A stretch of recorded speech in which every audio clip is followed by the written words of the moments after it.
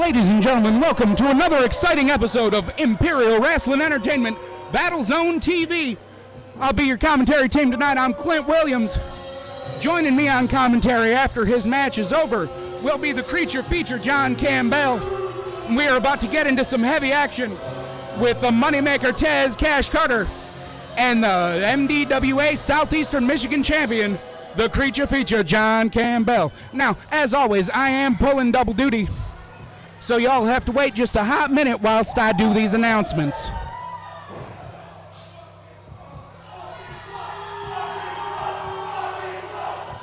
Well, maybe not so much, because they're just chanting away for Frankenbucket right now. But, no, good, now I got a chance. Hang on a minute.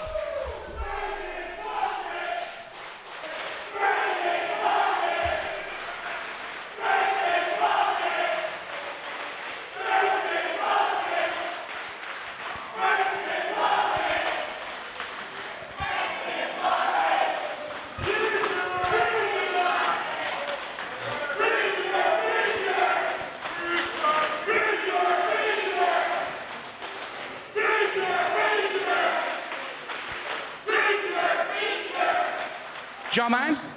Ladies and gentlemen, the following contest is scheduled for and the Missile Dropkick Wrestling Association Southeast Michigan Championship will be on the line. Introducing first, the challenger, weighing in 160 pounds and hailing from Detroit, Michigan, the moneymaker, Tez Cash Carter.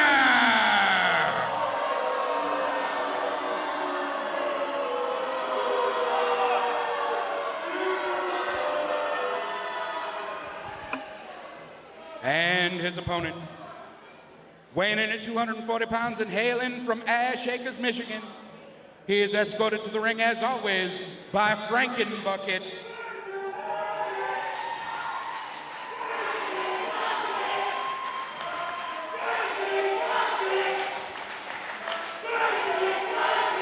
He is your reigning Missile Dropkick Wrestling Association Southeast Michigan champion, the creature feature, John Campbell!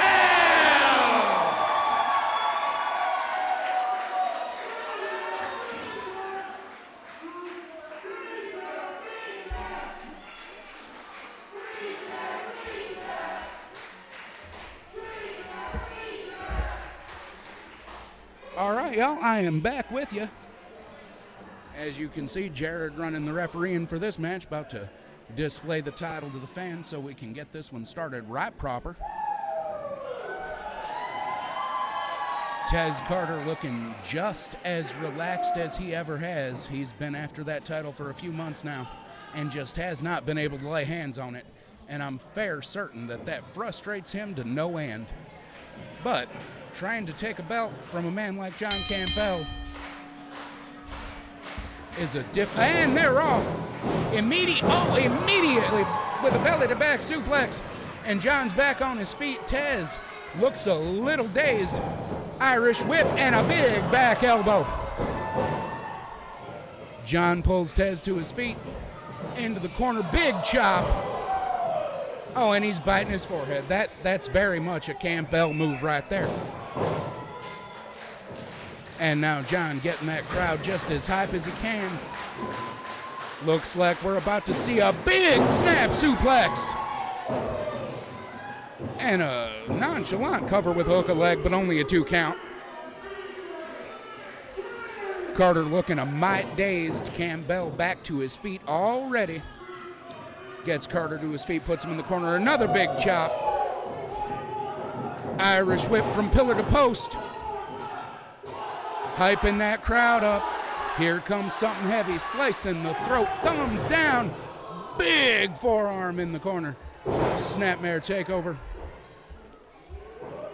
And a big back elbow to the upper spinal column. Carter's down 2 and a kick out. Almost didn't make it. Looks like Mr. Campbell's getting a mite frustrated, and I can't say as I blame him. He has dominated this match thus far, and not being able to put Carter away is undoubtedly Oh, chucks him out of the ring onto the hard concrete floor. Heavens to Murgatroyd, that had to hurt. Now, it ain't never good. Oh, big chop when John Campbell gets you outside. Big chop. Got a bat. Oh, clearing the crowd. He's about to break what few chairs we have left, and he's biting him again. That ain't terribly sportsmanlike, John, but I suppose you can do whatever you want if Jared says don't say that you're disqualified. And there's a chair, and there's Carter in the chair, and a high five to one of the fans, and John's getting back in the ring, and Jared looks just a mite frustrated by what's about to happen. John calling for the noise, bringing up that crowd, and a big suicide dive from the 6'4" man. Tez Cash Carter may actually be dead. And there's that famous IWE chant, the hottest fans in the world here in Houghton Lake at the Artesia Youth Center. John, stop harassing the cameraman. Everybody back in the ring. John on his feet and triumphant. Getting the fans on his side again. Let's see what's going to happen this time. Bringing Carter to his feet. Irish whip. Reverse to a big knee and a Russian leg sweep. Carter rolls through to his feet. Big leg drop. John looks a little stunned. Carter's got the pin. 2 and a kick out.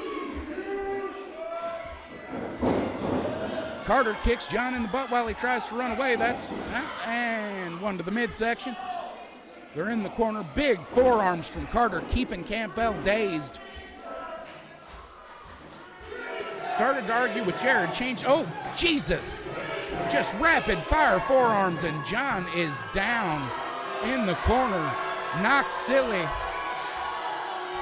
Carter's taking his time, and that could be a mistake. You cannot let a man like John Campbell have a moment to recover. And here it comes with a big, like a springboard drop kick. Jeez. Pulls him to the center of the ring. 2. And John kicks out at the absolute last possible instant. Going for the rope. Oh, Carter's on him. John couldn't get away. With a big leg choke on the second rope. 2, 3, 4. He's got till 5. John's starting to struggle to his feet, though. You might want to stay on him, Carter. Irish whip. Carter ducks and gets face planted for his trouble. Heavens to Murgatroyd. John's still just a little dazed from his debacle by the turnbuckle there. Carter and Campbell both on their feet. Irish whip. Oh! Hooks the leg. 2, 3. Campbell retains. Give me a minute. I got to announce this. Ladies and gentlemen, the winner of this match by way of pinfall and still MDWA Southeast Michigan champion, the creature feature, John Campbell.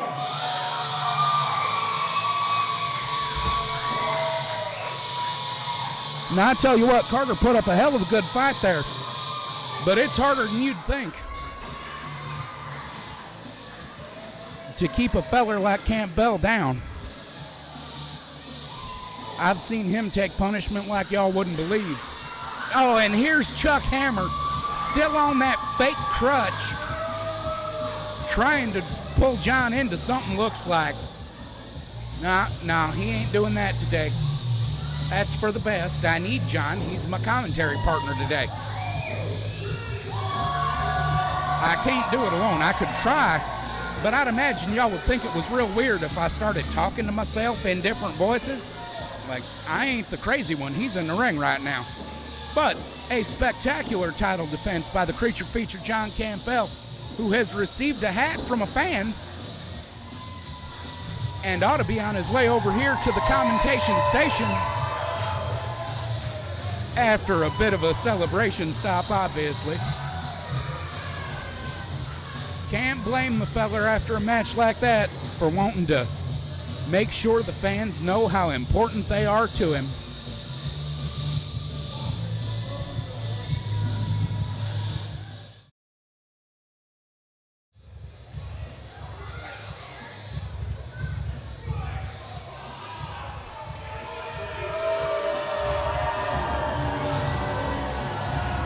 Craig Stossel, led to the ring by Dirty Dan Tanner. I've had my run-ins with both of these guys in the past, and I can tell you, Craig Stossel's annoying, and he's a jerk, but he does hold a lot of clout here in IWE. And with team ratings behind him, he is very dangerous.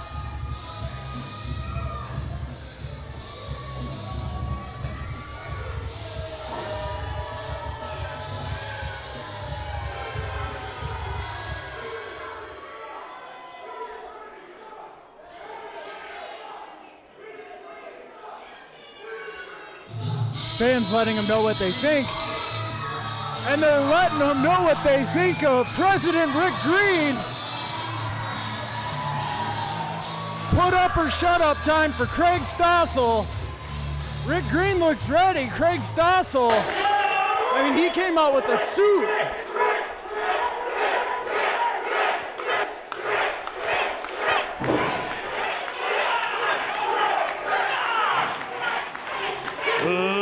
Ladies and gentlemen, the following contest is scheduled for... Much obliged to you.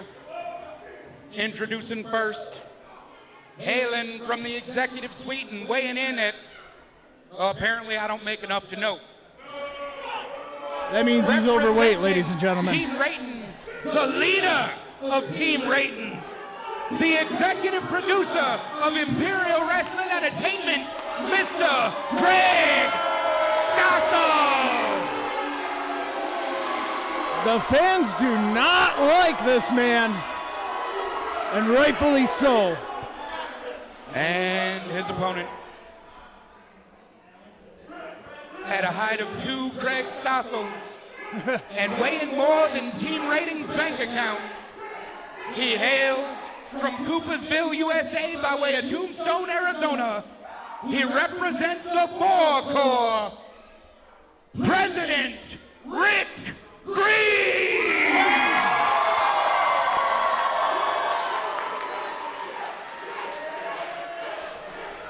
This is a match that is years in the making. This is a match the fans have been waiting for.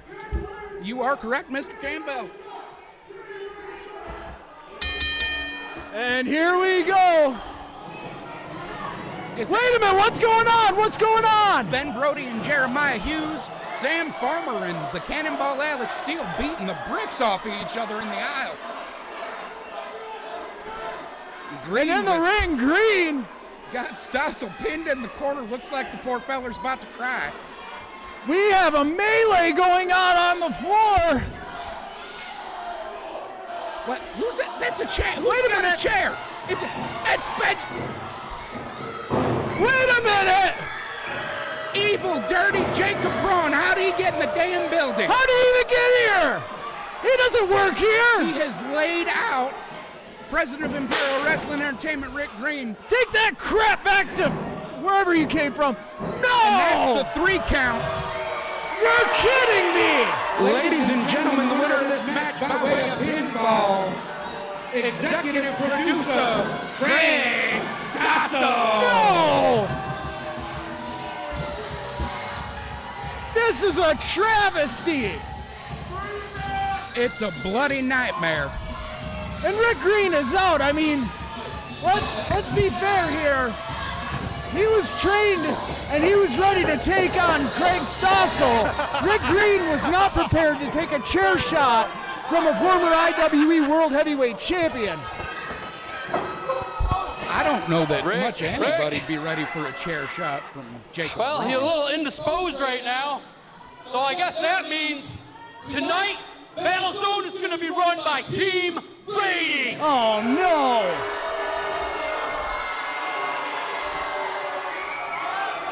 Come on. Just when you thought it couldn't get worse, Stossel reminds us that nobody can check his power now. What a bunch of disgusting human beings Team Ratings are. Low down, dirty, yellow-bellied cowards, the lot of them. And we're gonna need some help out here for Rick Greene. Get him out of there, come on!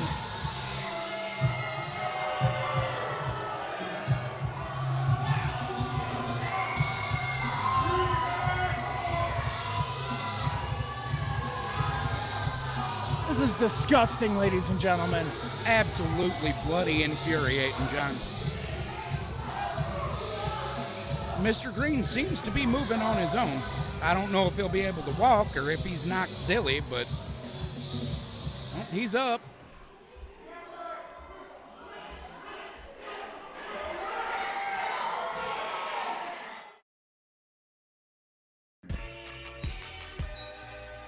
Hey girl, you know what time it is. It's time for the best part of this show.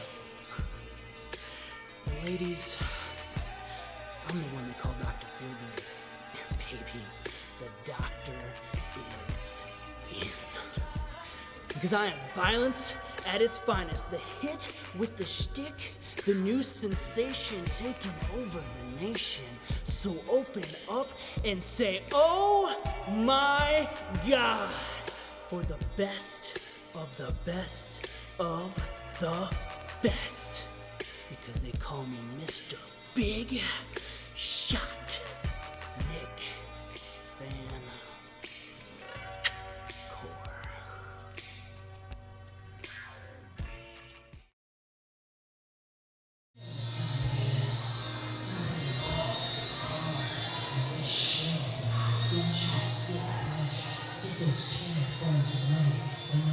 All right, I guess we're going to try this again.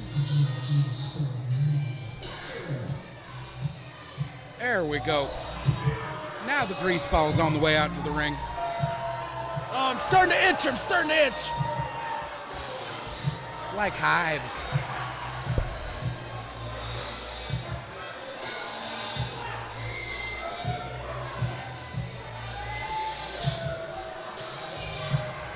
Women and children have begun to exit the building in disgust.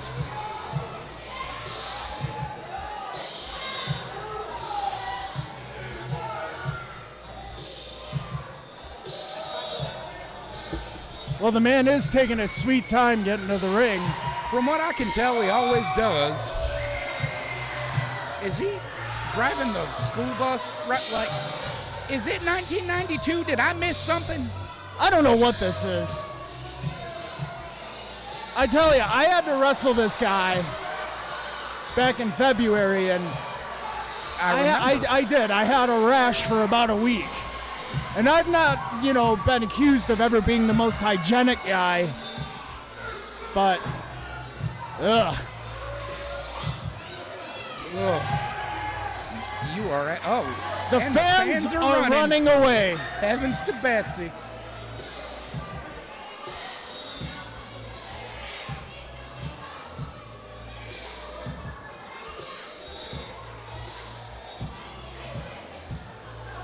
I'm not sure about this.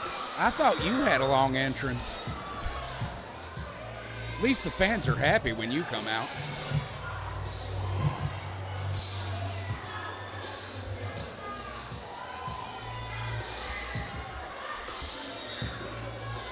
I thought this was a PG show. How's he get away with gyrating in there? I don't know. I'm blind. So's Nate. Oh, don't point over here. Please. Oh, God, poor Nate. Oh, no. He's just a child. Don't do that to him. Nate's an innocent boy.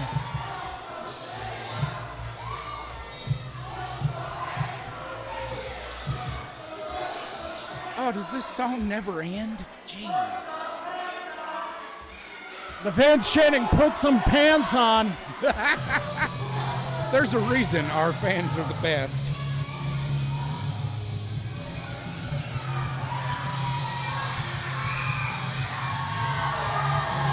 And here comes pure fury, Jeff Clouse.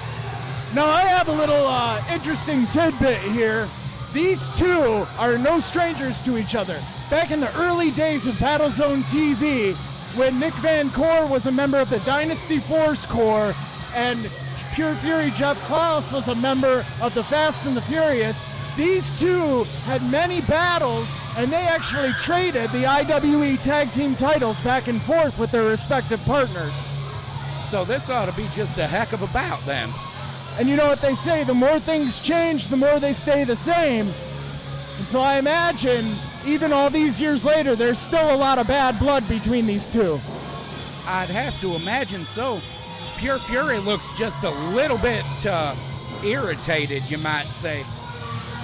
And I'll say this, ever since Pure Fury, Jeff Clouse, came back to IWE, he's had a new attitude, he's really been focused, and I really think it's just a matter of time before he becomes a contender to any of the titles here in Imperial Wrestling Entertainment.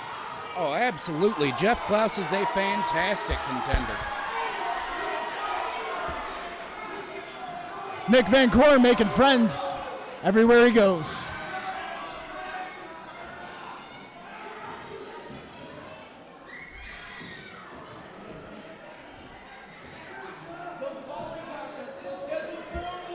Louder, minion.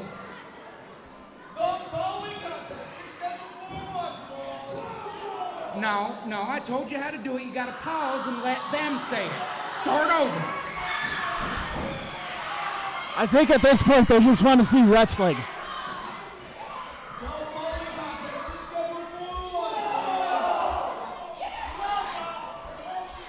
Keep going.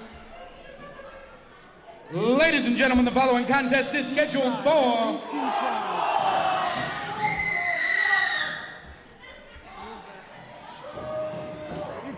introducing first, weighing in at 210 pounds and hailing from Chippendales in East Lansing, Michigan, Mr. Big Shot, Nick Van Cour.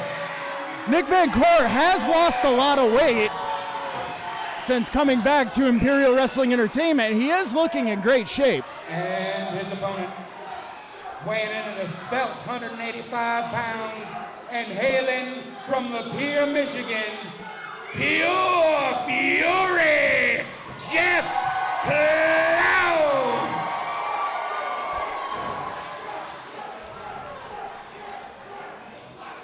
Look at the next one. That was taking just too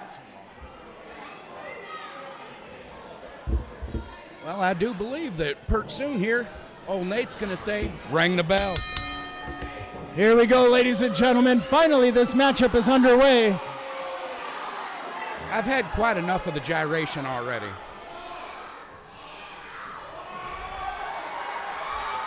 That actually ain't much better, if I'm being honest. Are we going to see a dance-off? Nope, missed right hand. Big Irish whip, big back elbow. Van Cour right back on his feet. Now, I've been in the ring with both of these men, and I can tell you, being on the receiving end of a Pure Fury back elbow, it's no picnic. Got a splash in the corner and a bulldog into the center of the ring and a cover with a hook of the leg. 2 count. 2 count. A little lackadaisical cover there by Jeff Clouse and a little lackadaisical count there from Nate the Great. Maybe both men a little bit apprehensive after all the gyration. Not that I could blame him. Heavens to Betsy. Oh, Why? no. What? Come on, this is a family show. Working over that hand, trying to bend the fingers back. I wouldn't even know what to call that arm lock. Well, I just said he's trying to bend the fingers back. Now he's got him in a hammer lock, almost a Kimura there. Lets it go, twists the arm up. Into a wrist lock. Oh, just kicking that bicep. That cannot. And that's almost just taunting there. Not a lot behind those, but just real taunting. No respect, takes him down. Really working over that arm there. And I can tell you, again, being in the ring with both these guys, Nick Van Cour, he is no slouch when it comes to technical wrestling. He throws his opponents off of their game by doing all the dancing and the gyration and all the silliness, but when it comes down to it, especially on the mat, Nick Van Cour can go. I've noticed that over the last few matches that I've watched with him. Unexpectedly skilled technical performer. Fans getting behind Jeff. And Jeff waking up for it. Working his way back up. Oh! Big old forearms and a knee to the chest. I'm no farmer, but I would say that was a potato. Oh, and right to the shoulder.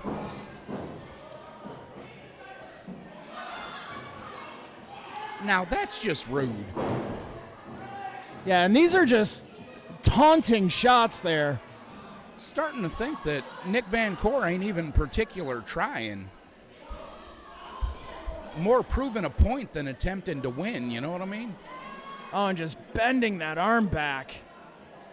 Oh, come on. Come on.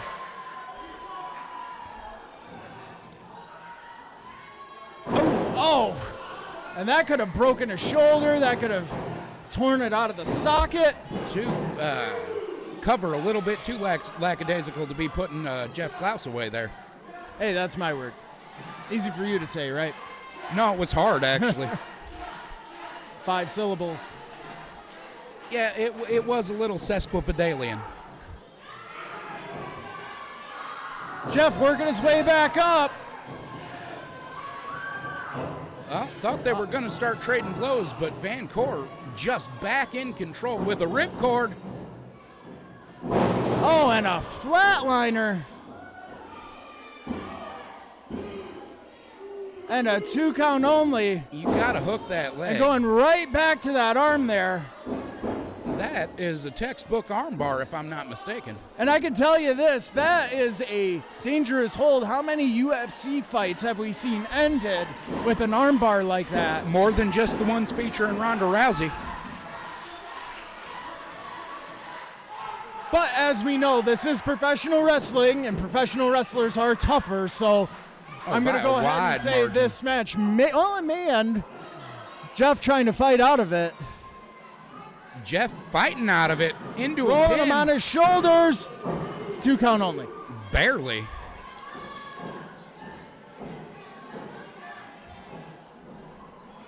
All right, Van Cour still trying to keep control of this contest.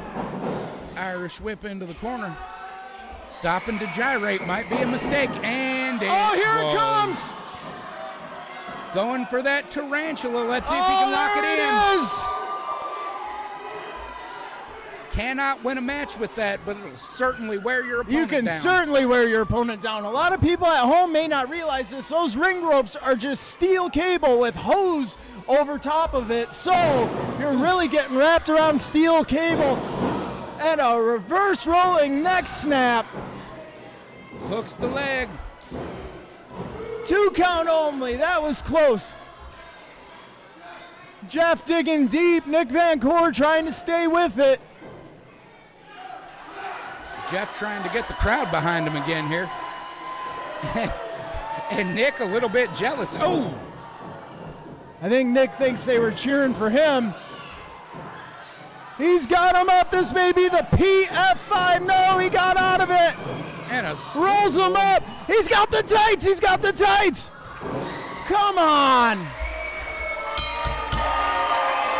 Ladies and gentlemen, the winner of this contest by way of pinfall, Nick Van Cour. You're kidding.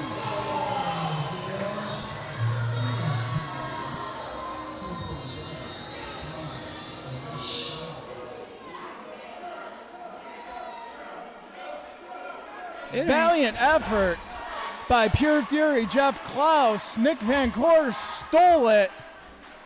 It really ain't been a good night for the good guys thus far. Well, except for you.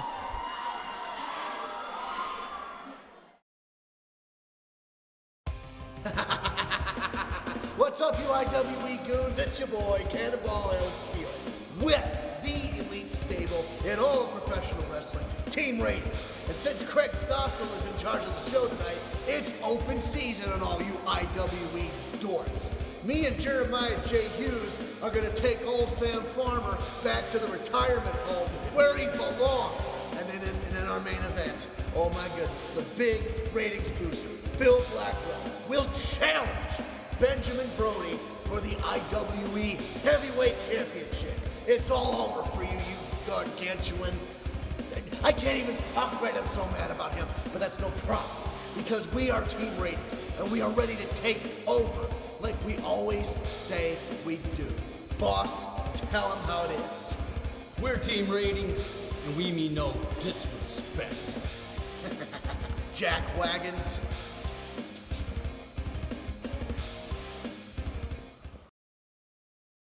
And here comes a son of a gun Kid Bullet. Now this guy really disappointed me. When Kid Bullet first came into IWE, I thought he was a nice guy, the fans loved him, but he showed his true colors the last time we were here at the Artesia Youth Park on the last episode of BattleZone TV, attacking the Cream Street Mafia from behind with his new tag team partner, Cody Leedy.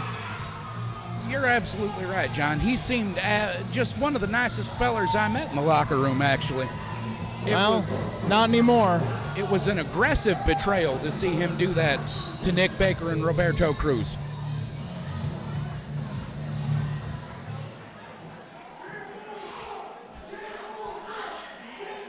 And the fans apparently remember. They do remember. That's why our fans are the greatest. If you rip them off, if they feel cheated, they're not going to let you forget.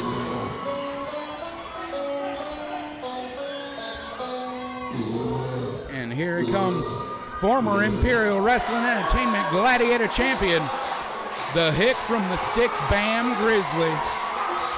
Close personal friend of mine. And the fans go crazy. Bam Grizzly, one of the crowd favorites here at Imperial Wrestling Entertainment, and rightfully so. One of the longest reigning Gladiator champions in this company's history. This man has wins over the likes of Cesar, Ashur, over the likes of, well, you name them here in IWE. He's beaten them all.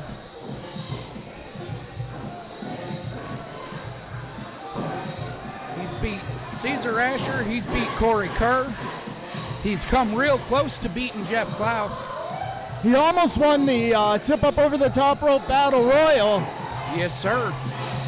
Forced to be reckoned with here at IWE. I'm afraid if he keeps hitting himself in the head, he's going to forget the third grade, though. Sometimes hitting yourself in the head, I forgot what I was going to say because I hit myself in the head a lot.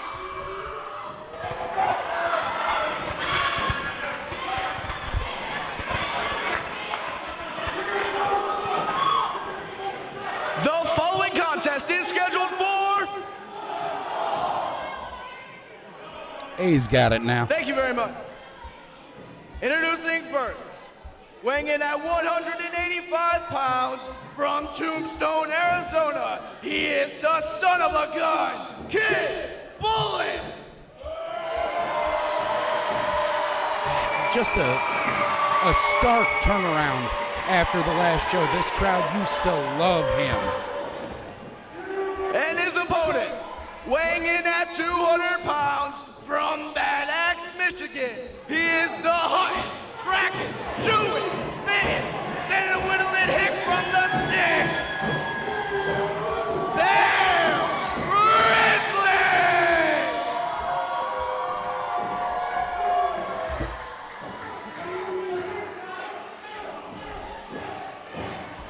Is Kid Bullet hiding behind Nate, of all people? And I've never noticed this, but IWE employs a lot of people from Arizona. Yeah, we sure do, don't we? Kid Bullet's from Arizona. President Rick Greene's from Arizona. I believe the Dean boys are from Arizona. I like Arizona iced tea. I'm a fan myself. I like the half and half. I like the black and white. There you go. Honey and ginseng.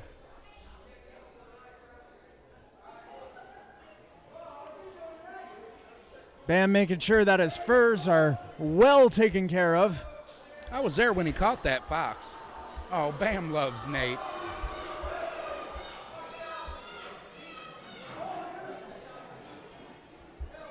Well, to be fair, there's not a lot of people who hate Nate. I don't know, maybe Jeff hates Nate after the last match where he didn't catch the tights, but... Well, that might be true. Nate does find himself, unfortunately, failing to pay attention. Oh, Bam better be careful. He's going to get disqualified. I've seen you bite people. I ain't never seen you bite the referee. I mean, Bam's my friend, but I'm a little smarter than that. Kid Bullet still up on that turnbuckle. I don't know if he wants to come down. Maybe he wants a bird's eye view of the jam-packed crowd here at the Artesia Youth Park. Standing room only. Standing room only. We have here at the Artesia Youth Park the largest live crowd in Imperial Wrestling Entertainment's history. A record-breaking 2019 thus far, and we're just getting started. It's only gonna get better.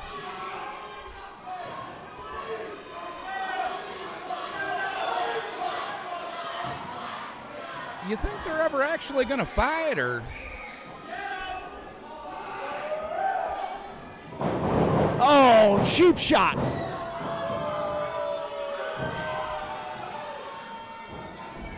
But you know what? In Imperial Wrestling Entertainment, I'm not saying that I like Kid Bullet's tactics, but you need to be aggressive. You need to have that killer instinct. You have to have that fire, especially if you're in the ring with somebody like Bam Grizzly. You can't let up. You can't give him an inch.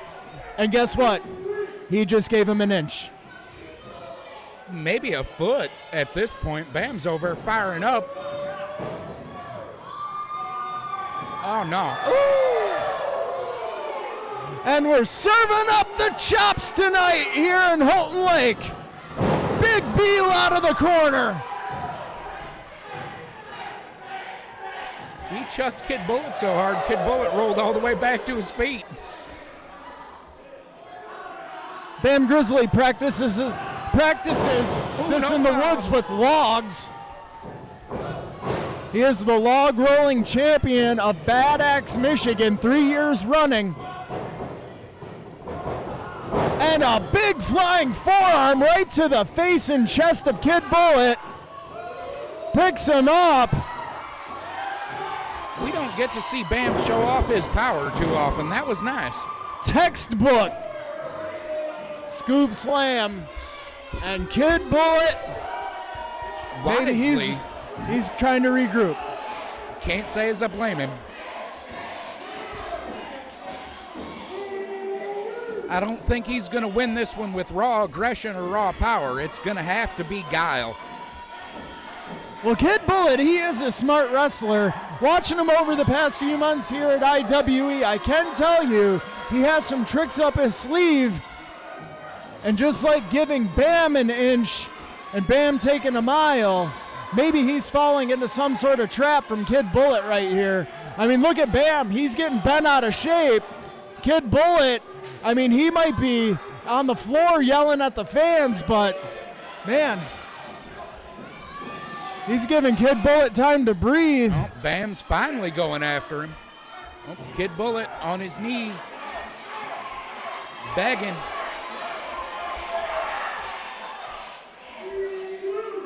Oh, and into the post. Grabbed his front of his singlet. Jerked him face first into that steel ring post. I've stubbed my toe on that. If it's anything like that, I can't blame him for being in pain. I've stubbed my face on it. It is not fun. And now Kid Bullet just laying him into Bam on the floor. Now, you can't give him a minute to breathe, kid. Are we about to see the second person of the evening go flying? I think we are. I don't know. Maybe Kid Bullet's trying to take the count out when he did just ram his head into the post. Bam barely getting back in the ring there. Bam firing away. You can hear those shots. Imperial Wrestling Entertainment. Bullet catches that chop. Oh. And that's probably the second biggest clothesline we're going to see tonight. The first being Brody. And Kid Bullet just showing off now. Like I said, our cameras, they take you right into the living room here at Imperial Wrestling Entertainment. You can see those shots. You can feel those shots. If I've said it once, I've said it 1,000 times. IWE and Northern Michigan, we wrestle harder than anybody else on this planet. And right there is a perfect example, and another perfect example of why you can't give Kid Bullet a chance to cheat. Bam, a little blinded and dazed. And Kid Bullet's got him. Kid Bullet setting him up. Big suplex. Snapping vertical suplex shades up the Dynamite Kid. Kid Bullet has been compared to the Dynamite Kid. Bam out at 2 again. It takes more than that to put him down. Oh, and just grinding that shin right into the throat. What's Nate doing? What'd you find, a quarter? I think we need to send that boy to get his eyes checked. He already has glasses. What are we going to do, just make him thicker? Well, his prescription may be out of date.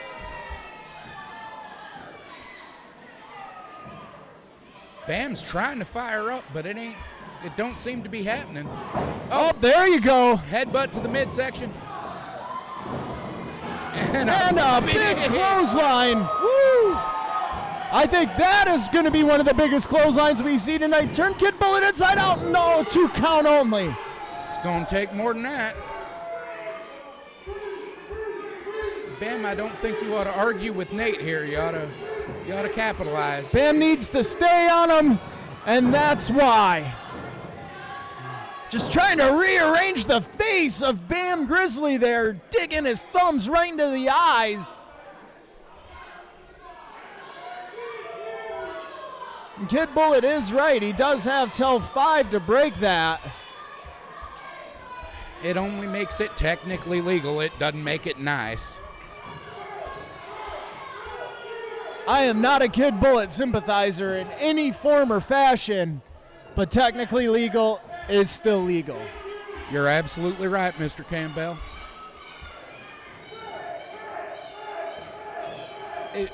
We've seen people make this mistake before. Uh-oh. Yep. I don't think that Kid Bullet properly scouted this match.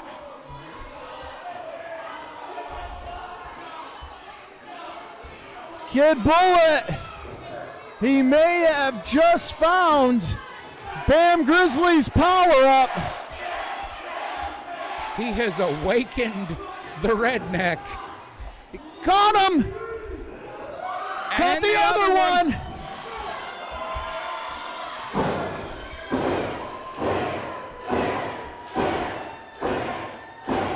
Kid Bullet might already be out. Yeah, it looks like he's out on his feet. Oh, Ducks the clothesline. Sends him down. And again. Bam in tight control of this match now. Irish whip out of the corner, into the corner. Ooh-wee, brother. And a big rolling forearm. Bam Grizzly hits the ropes. And another one. But Bam Grizzly, he still may be dazed. He may still be out on his feet a little bit. I ain't used to seeing Bam go into the high rent district now. Bam going up to the middle rope. And a headbutt from the middle rope. How much did that take out of Bam? Woo-wee. Bam rolls him over. This could be it. 2. Oh,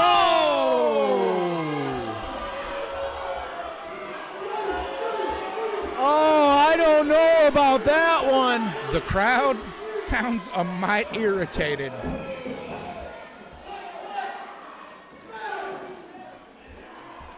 And wait a minute, what is that? Cesar Ashur out here. Imperial Wrestling Entertainment Gladiator Champion.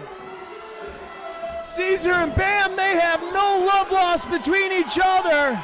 Oh, I doubt there's a lick of love lost between them after the way Cesar won that belt. We are reminded of the Fairview screw job.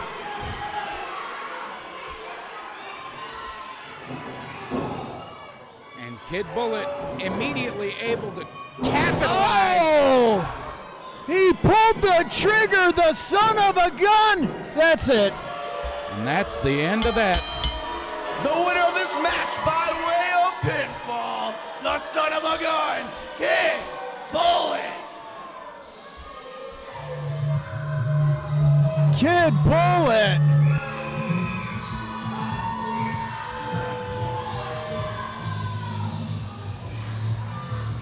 Forcing Nate to raise his arm.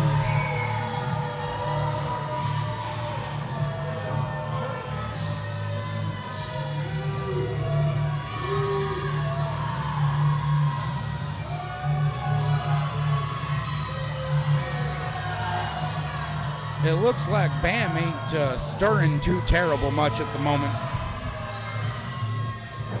Well, when he took that move, he got his head smashed into the back of that mat. For those of you at home who don't know what a wrestling ring is made out of, it is wood, it is metal. Imagine smashing the back of your head on that. You ever fall down on your own carpet? It's a lot like that.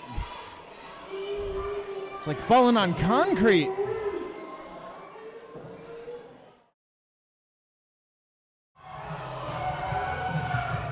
And here they come. I suppose it's time for yet another disgusting turn of events.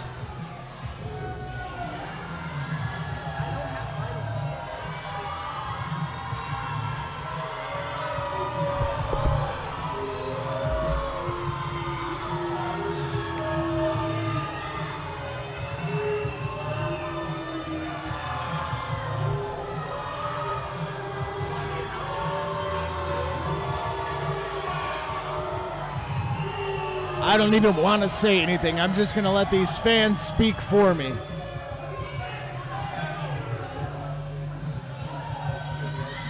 Bunch of scumbags.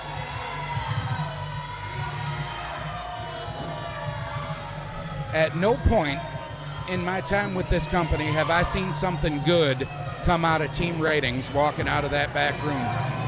Well, I will say this. Team ratings, Alex Steele, JJ Hughes, my former tag team partner, Bill Blackwell, they have a lot of talent. You're absolutely right. But it's how they get their wins that make them the people that they are. JJ Hughes is undoubtedly one of the most skilled competitors on our roster. He just won't play clean. And here comes the legendary Sam Farmer. I do not like his odds for this one. Well, as we know, it was supposed to be Sam Farmer and Lou Crank taking on JJ Hughes and Alex Steele. Lou Crank had a last-minute family emergency, could not make it. So, I wonder what's going to happen here.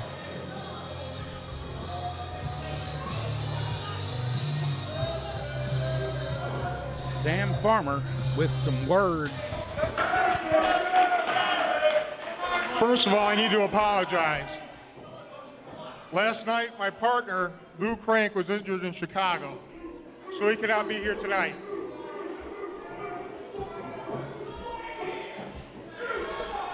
And Alex Steele, you know I want you so bad in this ring right here. But I'm not going to disappoint the great fans of Houghton Lake, Michigan. I will face both of you here tonight by myself. In a handicap match? Hey, Stossel, you got one. You want to jump on this one too?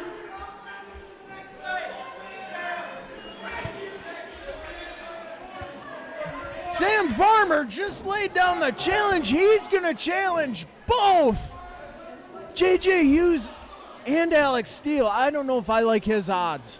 I most certainly don't, but I do commend his testicular fortitude.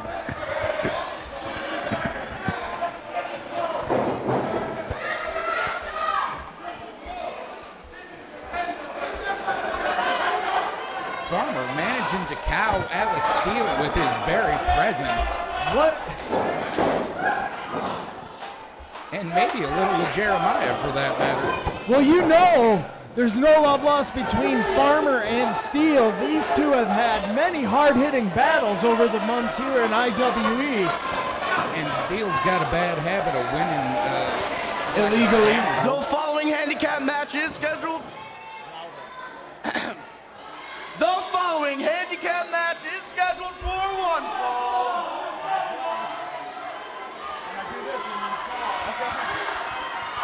Introducing first, the Archduke, Jeremiah J. Hughes. The Cannonball, Alex Steele. Team Rating!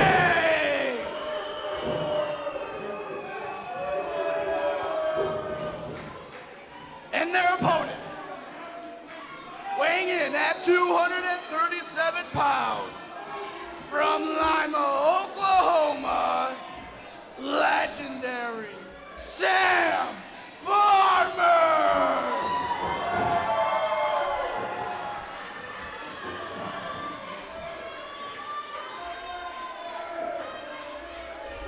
Well, I suppose at least it's a tag-style handicap match.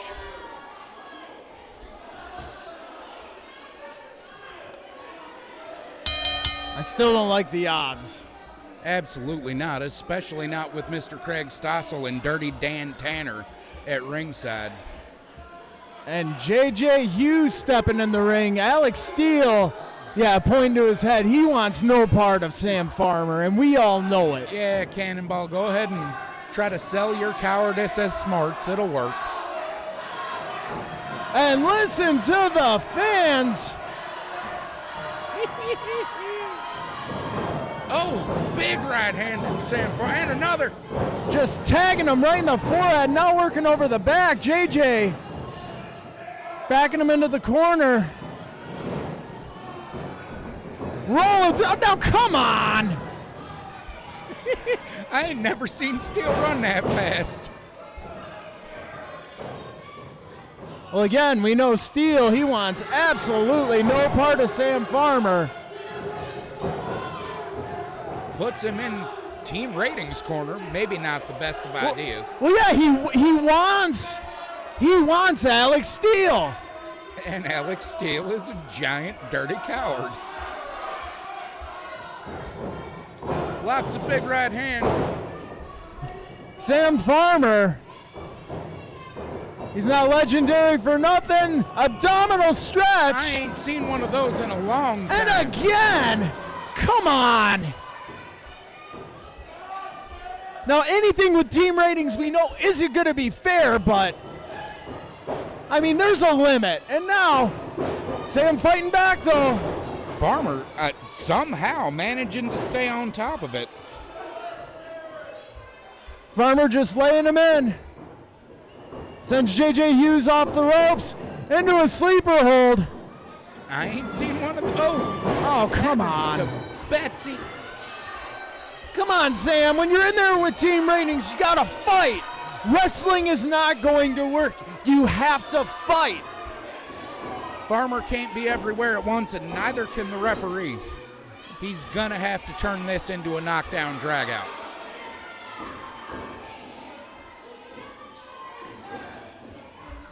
And there was a blind tag. He did not see it. And Alex Steele comes in and just laying him into Sam Farmer.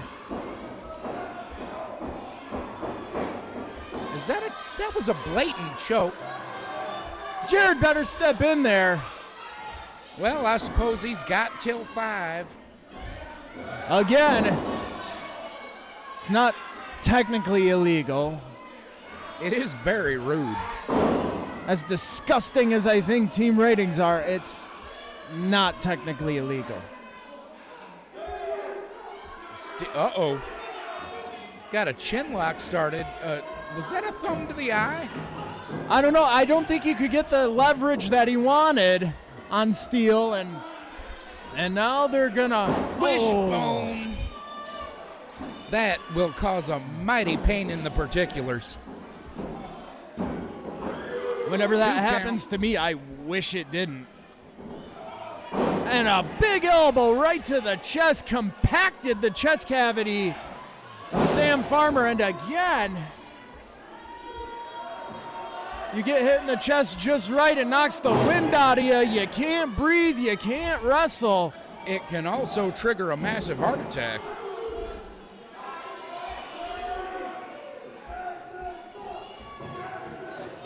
No, and the fans, unsurprisingly, think JJ sucks. His attitude sucks, but I mean, in the ring, He's a very skilled. Woo! JJ managing to avoid hurting Steele, and a big kick over the rope and a roll up. Farmer kicks out at the last second. Well, Big and see, tag. there's JJ's coming in. and there's the 2-on-1 advantage, but Sam firing back. There you go, Sam. That's what you got to do. You got to fire back. I've seen what happens when Sam Farmer gets angry, and he can throw them right hands. Just work it, JJ over in the corner there.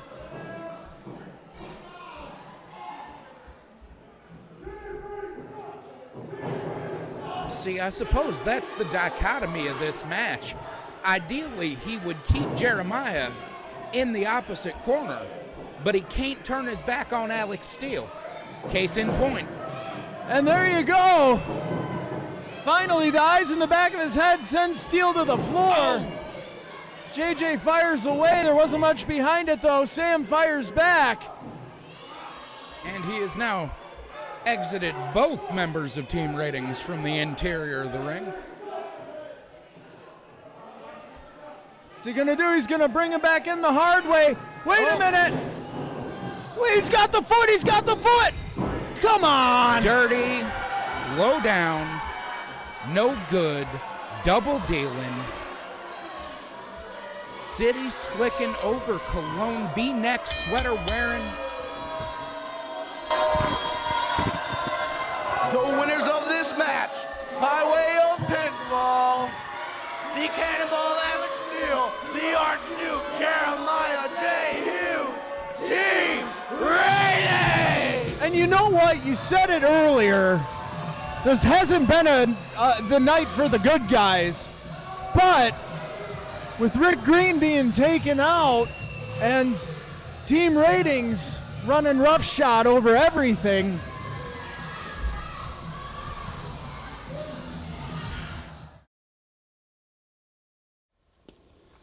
here we are, once again, Artesia Youth Center. And once again, I defend my World Heavyweight Championship, the Imperial Wrestling Entertainment World Heavyweight Championship. Tonight it's a big man, a very big man. Tonight's against Bill Blackwell. Mr. Blackwell, I saw you go against Lou Crank. I saw what Lou did to you. There was only one thing you have to worry about Brody. Brody kills people. And Brody's gonna kill you, Bill Blackwell. You said try wrong. Tonight, it's on.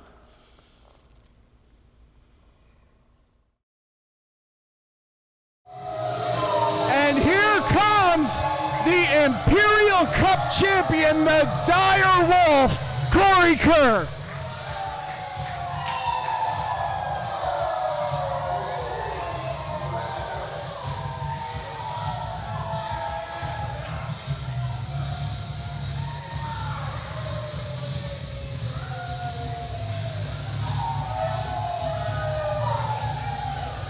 Kerr, a fan favorite, made his IWE debut a couple of years ago now and has really shown everyone, not just in IWE, but in the entire wrestling world, that he deserves that Imperial Cup championship. He won that by winning the tip-up over the top rope battle royal.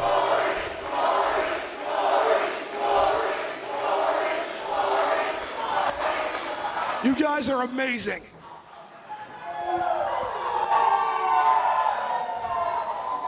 But just in case anybody hasn't been following online, tonight, I'm cashing in the Imperial Cup Championship. He's cashing in the Imperial Cup Championship.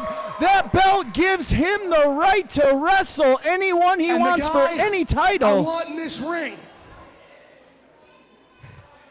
is the guy who tried to cripple Bam Grizzly. The guy who tried to cripple Tyler Dean. Tonight, we take back the Gladiator title.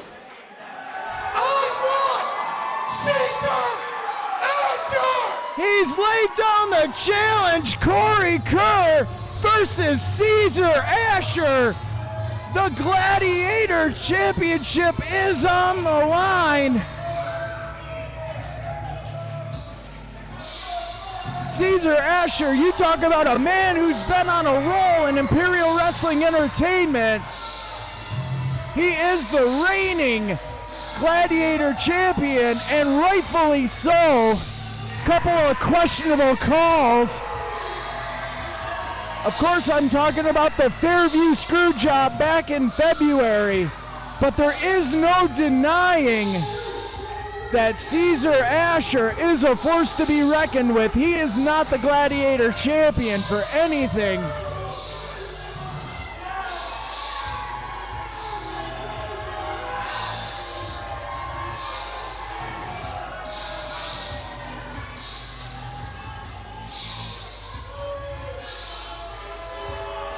You know, when Cesar Ashur first came to Imperial Wrestling Entertainment, he said he was going to put the Gladiator back into the Gladiator Championship, and they are face to face.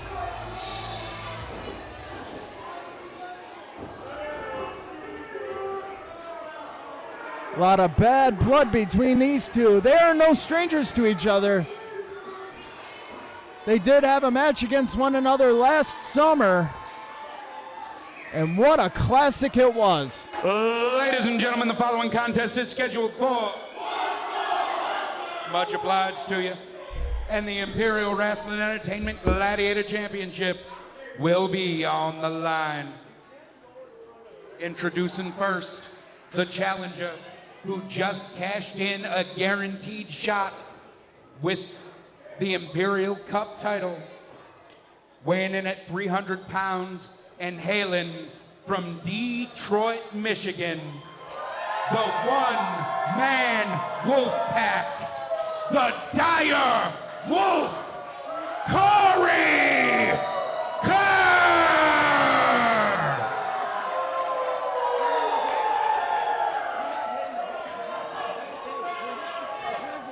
And his opponent, the reigning Imperial Wrestling Entertainment Gladiator Champion, weighing in at 245 pounds, hailing from the Coliseum. He is the Greco-Roman. Cesar Ashur throwing his weight around. Come on, getting in Clint Williams' face. What did Clint Williams ever do to anybody? Roman grappler, the Centurion of Submissions, the Dean of Mean, Cesar Ashur!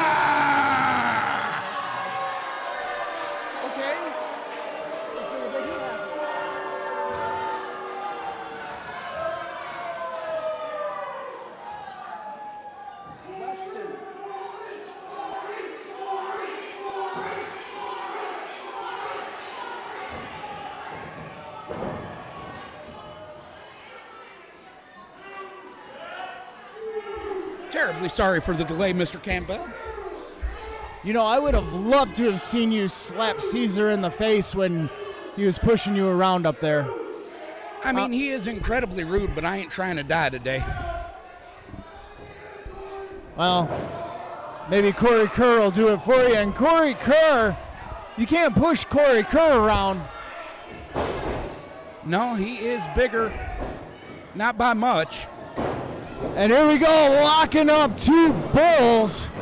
Neither of them giving an inch. I think Kerr's barely taking it in these lockups. Duck of the clothesline. Oh! Nice wrestler takedown. Both Cesar Ashur and Corey Kerr have a history in traditional grappling. Absolutely. Corey Kerr just riding Cesar Ashur, trying to wear him out. Cesar Ashur back up to his feet, reversing out of it. And wrenching on that shoulder. Whee. Nice tight headlock.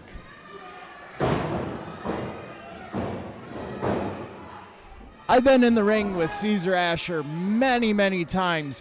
We had that legendary pumpkin patch death match where he put me through a table, we slammed each other in Legos, and I can tell you, Cesar Ashur is one of, if not the toughest wrestler in IWE, but he can fight, he can wrestle, he can brawl, and he can do things like that out of nowhere, a sunset flip counter into a big vertical suplex.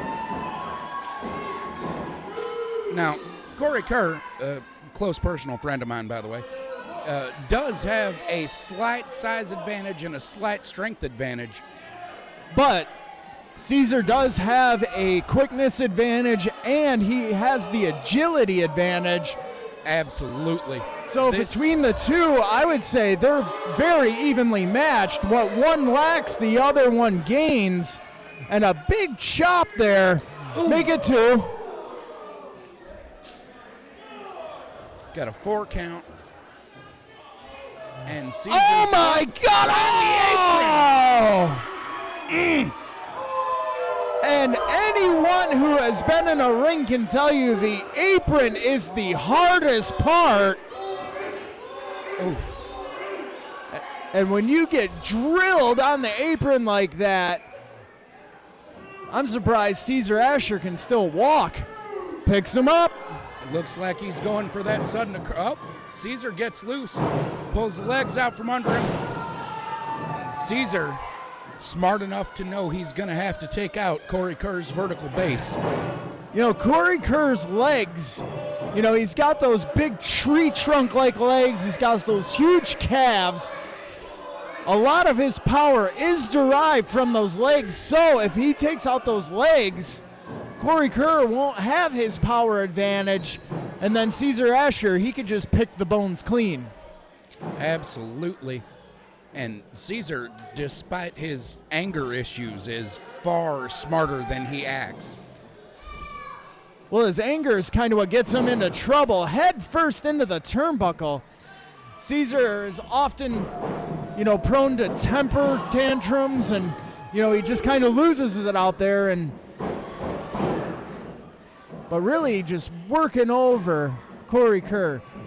If he could keep a level head, if he could keep his temper under control, he might have this match in the bag. Absolutely.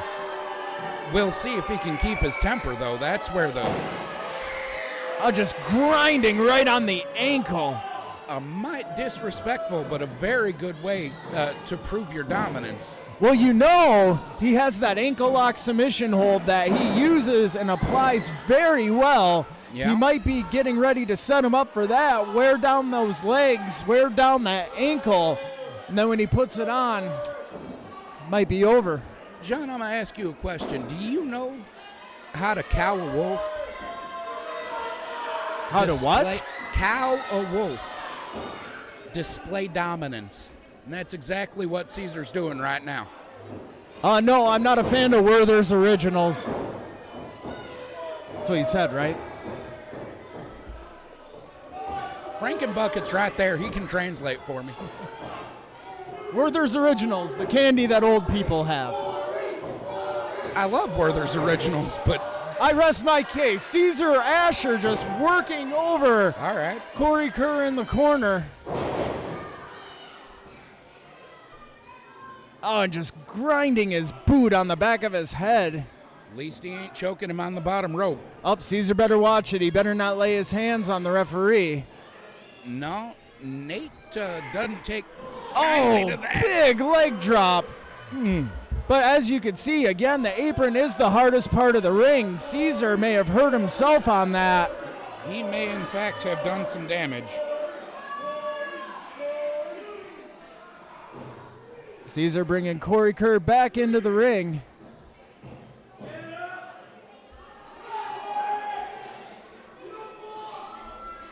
Ooh! Snapping that elbow around that steel ring post.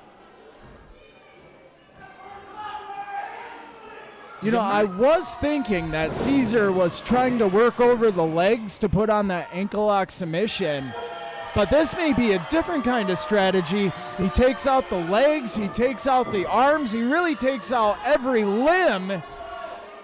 Again, you know, if he can't walk, can't pick the guy up, Can't throw a punch. Yeah, what can Corey Kerr really do? Reverse an Irish whip, apparently, and get kicked right in the particulars. I don't think it was low. It looked questionable, but Nate was right there, and we all know Nate. He's never made a questionable call. Oh, no, he's got perfect vision. I cleaned his glasses for him. Got a half crab. And into the STF, step over toe hold face lock. I always wondered what that stood for. Stick with me, kid. I'm learning. And now just crossface, just really wrenching it in, the arm and the neck. Doesn't feel good on the back. The fans trying to rally behind Corey Kerr. Corey Kerr gets to the ropes. And Cesar did not lose his temper. He broke. That's a good sign for Cesar. Good sign for Cesar, bad sign for Corey Kerr. If he wants that Gladiator title, he's got to start doing something. He's got to pick it up. Well, Corey's favorite thing to say has always been, always keep fighting. Well, he better start fighting. Slap in the face. Oh, and I think that just woke him up. Big European uppercut, sends Cesar down. Now the fans come alive. And big clothesline sends Cesar down.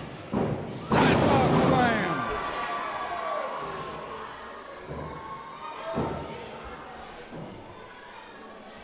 Shoots him off, Irish whip reverse into the corner. Cesar charges in, catches him again, and a big Uranagi. Play out of my playbook. That was explosive. Dire Wolf, Corey Kerr getting these fans behind him. Big kick to the chest. But you gotta wonder how much is behind those kicks with Cesar taking out the legs. Well, it looks like Corey's adjusting his knee pads and kick pads, so, ooh. And you can hear that. And you can feel that at home. Oh, that was Cesar gross. Just spits right in Corey's face and right to the head. That may be the knockout blow. 1, 2, 2.5, ladies and gentlemen. We were so close. I thought that was the end of it. It looked like he tagged Cesar in the temple with his toe. Looked like he caved in the side of his skull. And Corey Kerr. Cesar's glazed. Oh, I don't know if this is a good idea. Corey Kerr, he doesn't go to the middle or top rope for that matter that often. Oh, and it wasn't. He got caught. Maybe he got distracted by the fans. Uh-oh. And what is Cesar? Holy Oh, big power slam. And a 2 count only. The impact from that almost took Nate off his feet. It shook the entire Artesia Youth Park here. And now Cesar's frustrated. Here's the temper. Temper, Cez. Here's where he's going to lose it. Picking him back up. He's frustrated. Got him in the corner. Shoulder thrusting. Just one? Just one. Going up top. Oh, nobody's going to count along for this. No, probably not. They are. Says he knows how to count. I ain't sure about that. But he's losing his balance up there. He doesn't know. Just drilling him. Big elbow there. Whoa. Uh-oh. Corey is awake. And a power bomb. High impact. And a 2 count only. I don't know how Cesar got out of that one. And these fans here. They are livid. The fans are rallying behind Corey Kerr. Corey's got him. He's got, and a low blow. That was definitely the particulars. And Nate didn't see it. Cesar getting in his face. He couldn't see the mule kick. Cesar setting him up. Down in the three-pointer. Looks like it's time. Oh, and he cuts him in half. This is hard for me to watch. No! Corey with the count kick out at 2 only. and 9. Heavens to Betsy. I was trying to say 2 9/10. What a match, ladies and gentlemen. These two are giving everything that there is to give. Not everything that they have to give, but everything that there is to give. And what is he doing with that title? What is he doing? He's thinking that if he loses by disqualification, he don't lose the belt. Yeah, but that's dirty. That's the coward's way out. Bam Grizzly. There's Bam. There's Bam Grizzly. Looks like Bam's paying Cesar back for what happened earlier tonight. A big rolling elbow. With the roaring elbow. And up we go. Looks like it's time for the... And listen to these people. Appearance. 1, 2, and that is it. We have a new champion. Ladies and gentlemen, the winner of this match and new Imperial Wrestling Entertainment Gladiator Champion, the Dire Wolf,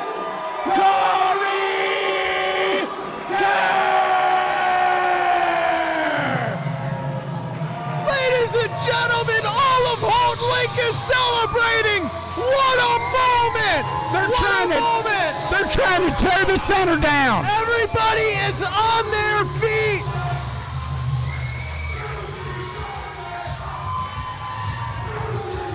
The fans chanting, "You deserve it." He points up to the heavens. I ain't seen him this happy since Brody took the heavyweight from Jacob Brown.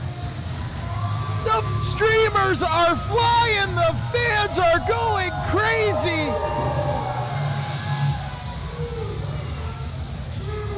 What a moment, ladies and gentlemen. Wait a minute, what's this? What is this? That sounds like Craig. It is Craig Stossel's music. What is Craig Stossel doing out here? Probably something untoward. Cut the music. Due to Bam Grizzly interfering, being that I'm in charge, I'm reversing the decision. No! You know, when they took out President Rick Greene, I knew it was going to be a bad night. Show here. No! Cesar Ashur, you are still the champion of the Gladiator champion. No, come on! And I know you cashed yours in. Stossel's so pleased with his underhanded about garbage your luck. that he's stumbling over, and he's running. Big surprise. I can't believe this! What a miscarriage of justice!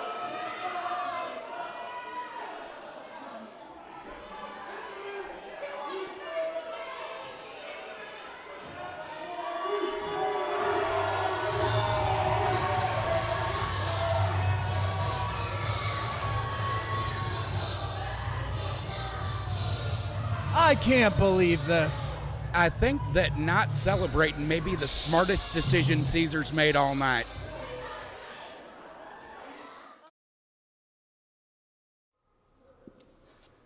You know, all those years ago on the playground, I became your best friend, Drake. I never thought it would come to this. You took something that was business related and you kept it personal. You wouldn't let it go. And now tonight, you forced my hand. You forced me to put my career on the line, and you forced yourself to put your career on the line in an I Quit match. Drake, believe it or not, I still love you like a brother, and I always will. But the fact of the matter is, you were never willing to go as far as I would. You were never willing to put in the time and the effort that I was willing to put into. And let me tell you something tonight, Drake. I don't believe for 1 second you're gonna go far enough to make me end my career. But Drake, I can promise you this. I will go as far as it'll take. I will hurt anybody that it takes. I will do whatever it takes to save my career because it's that important to me.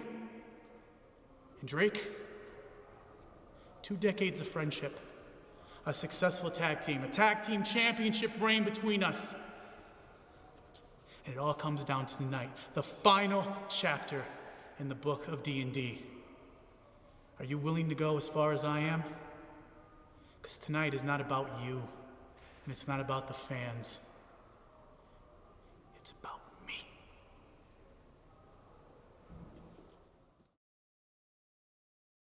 Ladies and gentlemen, if I may have your attention for a very special announcement, I would like to introduce Mr. Joe Walden of J-Dub Championship Belts.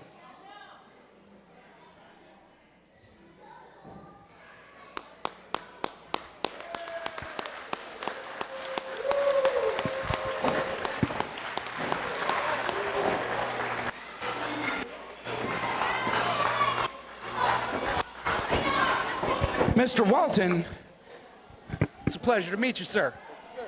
Now, Mr. Walton has made something for us. You might notice that there appear to be 2 somethings.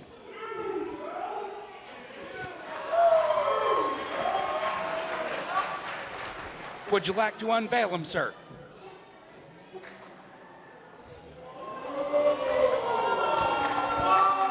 Wow! Look at those! I'll take the bag.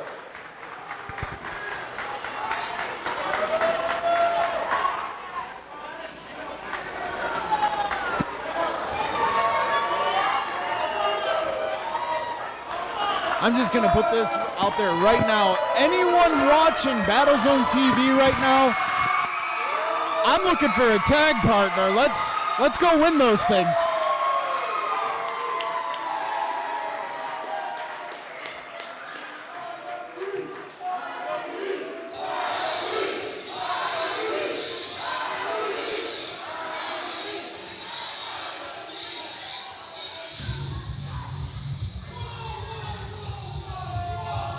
Oh, here comes Hoss Fight.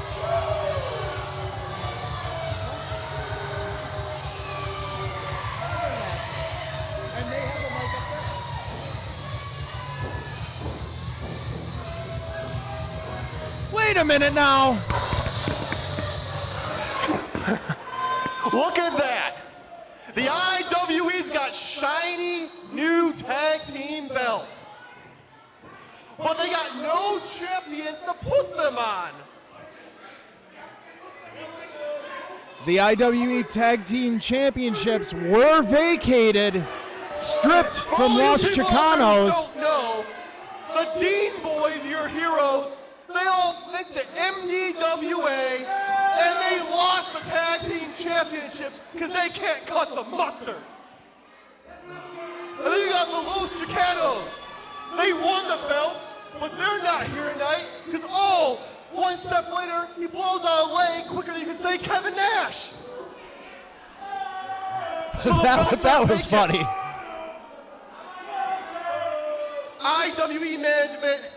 the Deans can't get the jobs done, the Chicanos can't get the jobs done, and no one in that division can get the jobs done, then you really have no option than to put those belts on a team that's the best in the Midwest and can take care of business here and anywhere else.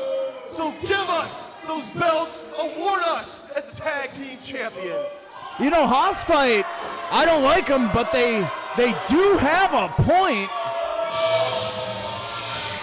But then again, the Dean boys may have a point as well.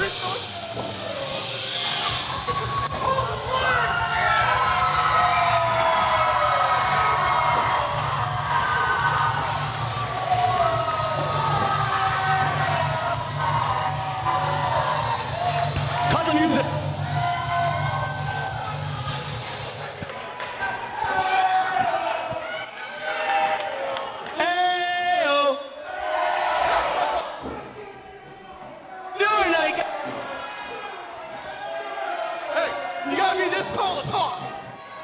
Listen, Houseflight, I don't know if you forgot, but this is IWE, where titles are earned, not given. Earlier this week, we had a meeting with Rick Greene. Oh yeah? You gonna give us our belts? You gonna give us our belts?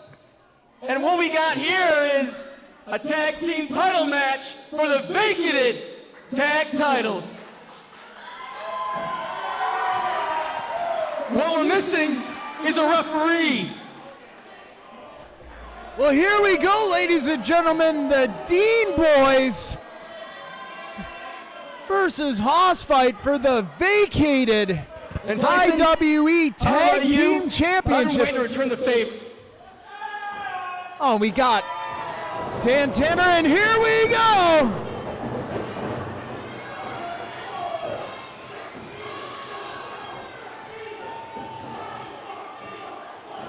And they are going at it. We don't need introductions.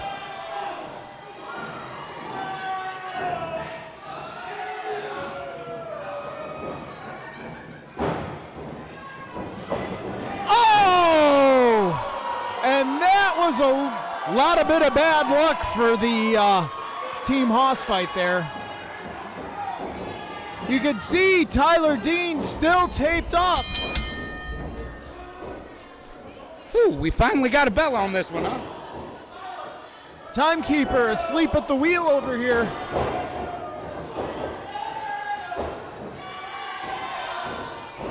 They almost took me out.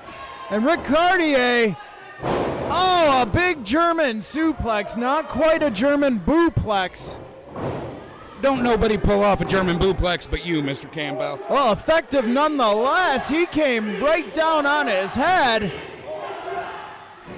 And we know who the fans are behind. Oh, good God. And like I said before, those ropes are not ropes in the traditional sense. Those ropes are just steel cable with rubber tubing over top of them. They are not comfortable to hit. And we have Fat Tony in there, the heavy hitter.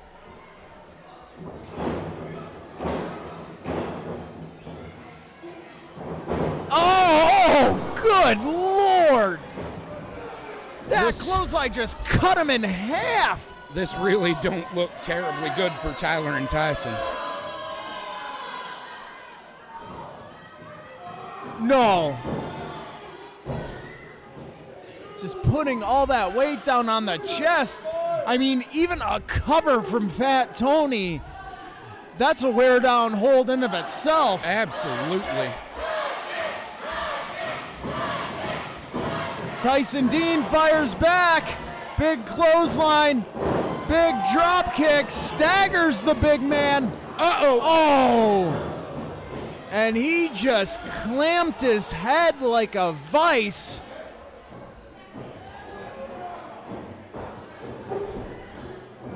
Rick Caurdiea back into the ring. Oh, and a big slam. They better cut that ring off, though. Tyson is dangerously close to his corner. And when Tyler comes in fresh, it's dangerous no matter who you are. Well, a lot so of people, quick. they listen to these fans.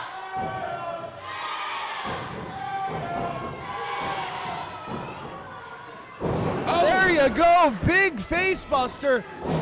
Manages to hook a leg almost, but it weren't enough. Well, as I was saying, a lot of the Dean's opponents, they like to underestimate him because of their size. It ain't about the size of the dog in the fight. It's the size of the fight and the dog. And I mean, they are like modern day kamikazes out there. They will throw themselves at you. They will throw their bodies at you. They are not afraid to risk their own health to take out their opponents. And they can hit you from just about anywhere in that ring, off of any rope, out of any corner, in the air, on the mat. They really are a complete tag team. Tyson looks to be out on his feet, and here comes Fat Tony. But how many times have we seen Tyson out before and, you know, he finds a way to come back? Same with Tyler. Tyson. There it is, kick to the head. Tyson going up to the high rent district. Hopefully he ain't too staggered from earlier. Oh! Heavens. And just crashes and burns. Oh my God! Oh! That could have shattered his sternum. That could have shattered every bone in his body. You are absolutely correct. It's like having a truck fall on you.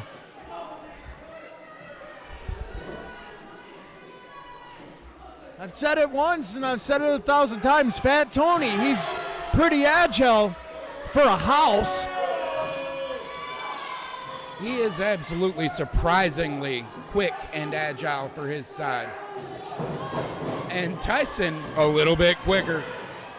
Tyson out of the way. And see, there you go. He just throws his body right at his opponent.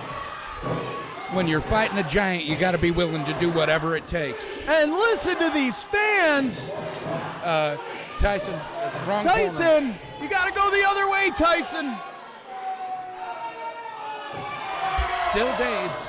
He's got it, and here comes Tyler. Here comes Tyler, taped ribs and all. Ducks the clothesline, low drop kick. See, they can hit you from anywhere.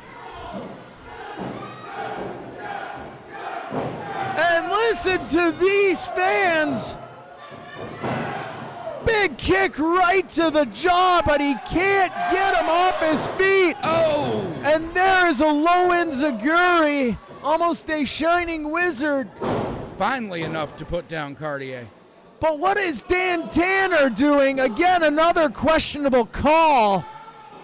Dan Tanner is and a drop kick. Staggers Fat Tony. Fat Tony almost falling into the fans. Both of the Dean boys heading for the high rent district. And the crowd explodes. Oh, there it is, there it is.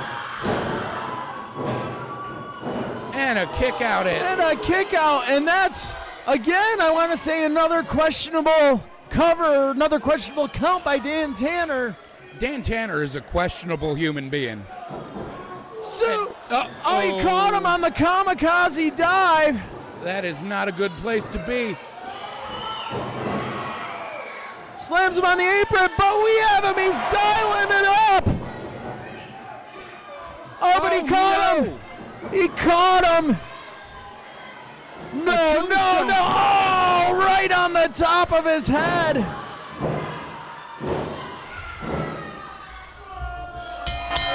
Ladies and gentlemen, the winner of this contest and new Imperial Wrestling Entertainment Tag Team Champions, Fat Tony and Old School Rick Caurdiea, Horse Fight! Horse Fight, the new IWE Tag Team Champions. Much to the dismay of the fans here in Houghton Lake. I am willing to bet you that Craig Stossel had something to do with that.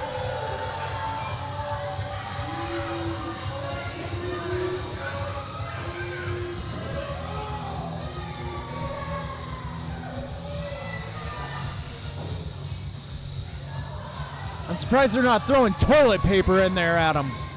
I've seen him throw toilet paper before.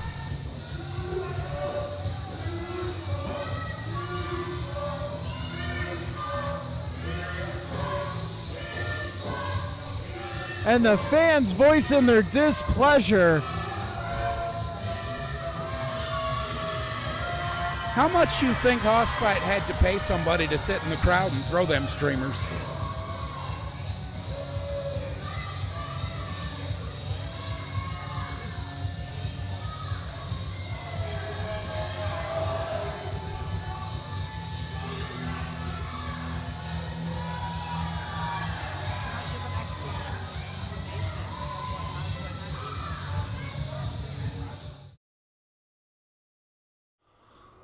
Derric Crow, you say it's all about business. This is just a good career move for you. You're worried about your success and nothing else. There's nothing personal between us. But you forget that we came into this business together. We came to set an example for these people. We wanted to be champions that people could be proud of, that fans could look up to, someone to lead the way. And the man I see on the marquee across from me is not the man I came into the IWE with. You've lost yourself. Your morals have collapsed. And I'm not gonna let these fans be subjected to you any longer. Tonight, your career, the one you cherish so much, is gonna be over. I'll make sure of that.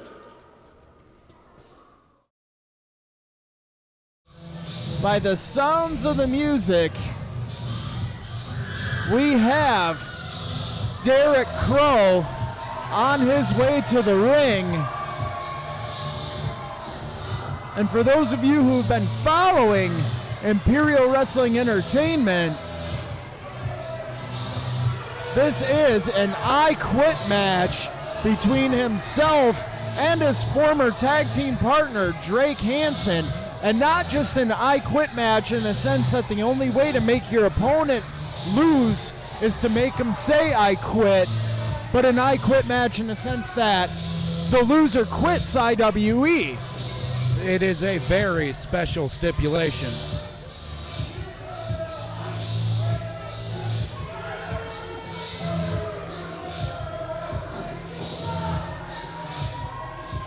You know, I actually used to count Derric Crow as a friend. We used to play D&D together, me and him and Drake. Well, I don't think many people are Derric Crow's friends these days. No, I'd imagine not. He's turned into a right jerk.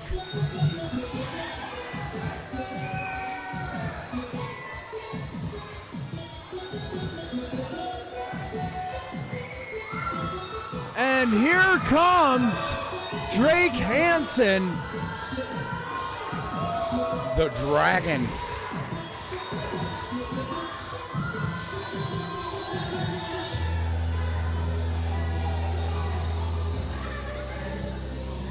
And the crowd's still very much behind Drake, despite the fact that he has been unable to attend many shows recently. Well, it seems every time he gets the momentum, Derric Crow comes out from the behind, tacks him, injures him, comes out the back door, and I mean, it's just one of those things. Whenever he gets the momentum going, there's Derric Crow, ever the opportunist to cut him down and cut him off. An opportunist and a jealous excuse for a human being. Better be careful he doesn't hurt his knees doing that.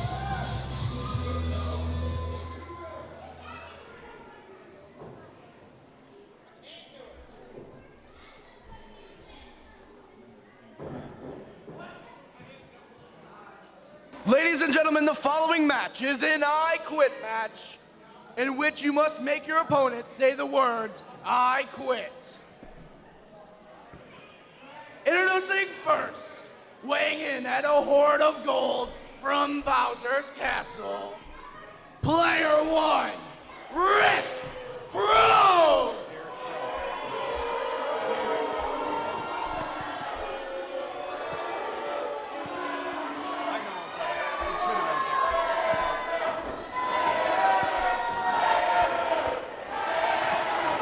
opponent, weighing in at 3 urinals from Summoner's Rift, the Dragon, Drake Hanson! Now this has got great potential to be an amazing bout. Keep in mind, the loser will leave IWE. High stakes on the line, ladies and gentlemen. The loser must leave Imperial Wrestling Entertainment. And here we go. Right into it, just a house of fire, both of them. There's some deep, deep, mean blood flowing between these two boys. You are absolutely right. A lot of animosity between these two. Hanson working over that knee, working over that leg.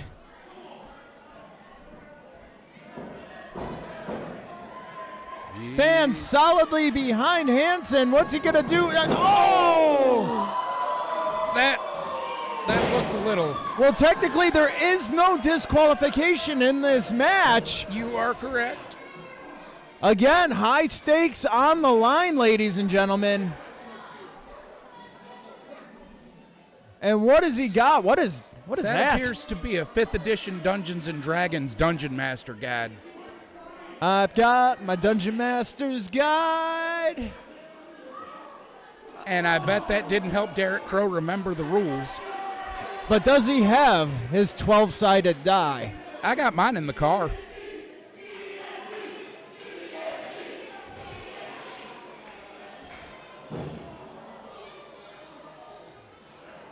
That ain't a comfortable place to be, Mr. Crow. You might want to, well... What's he going to do? I think he's going to make him kiss the Bible, so to speak. He's going to make him kiss something. He has him hooked up. Oh! Spikes him right on that book. Rick Crow, do you quit? No. He's got the microphone in there. I hope he's careful with that. Those are expensive. We had a meeting about that not too long ago. Yes, we did. Rick Greene said if anybody breaks any more mics, we're just going to have to yell. I know I can get loud enough for that. And he's got him set up. Almost a figure 4-like maneuver. Do you quit, Rick Crow? No! And into the figure 4. Into the figure 4. I ain't seen a proper figure 4 in a while. Well, that's because IWE, even though we get crazy, even though we get wild, we still put the wrestling in Imperial Wrestling Entertainment. Right you are, John. And what are they doing? Looks like Crow's making an effort to reverse it. And he may have done, actually. And there is no rope break again because, you know, there is no disqualification if he gets to the ropes and he doesn't break it. Well, I mean, what's he going to do? It's essentially a street fight with different ending stipulations. All right, Crow wriggles loose after what looked like a thumb to the eye.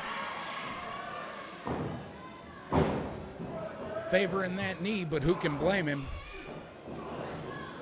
And now Crow just working him over in the corner, compacting his chest cavity, now trying to cave in the throat.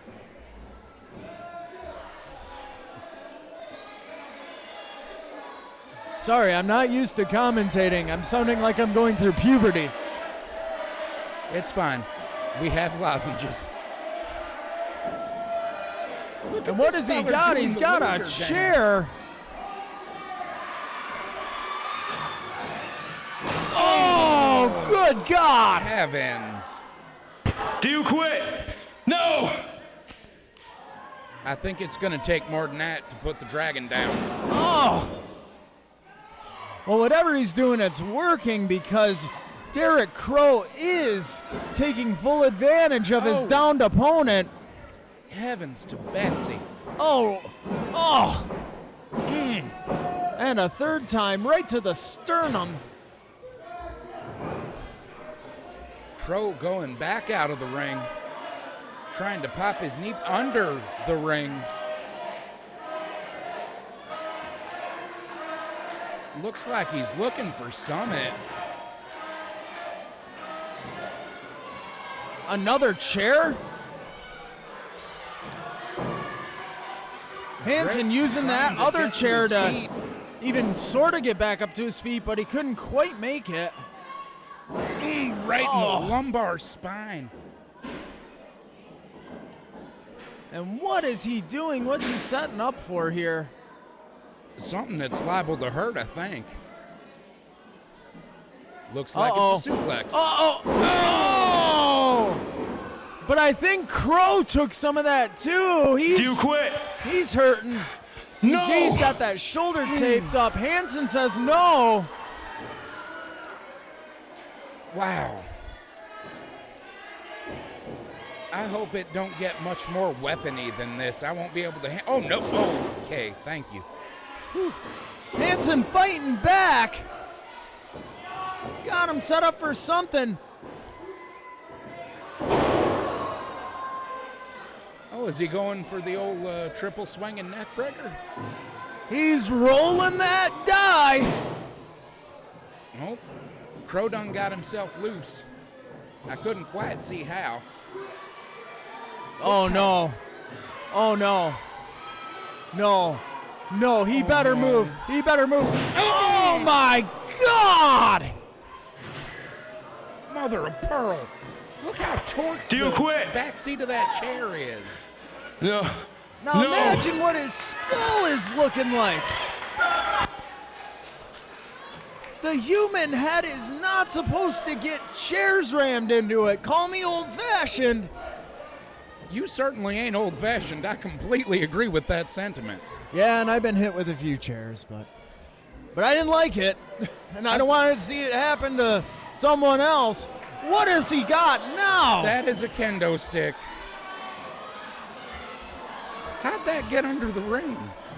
Call it a kendo stick, call it a Singapore cane, whatever it is.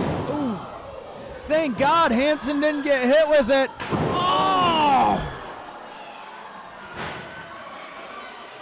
Uh-oh. Oh, God!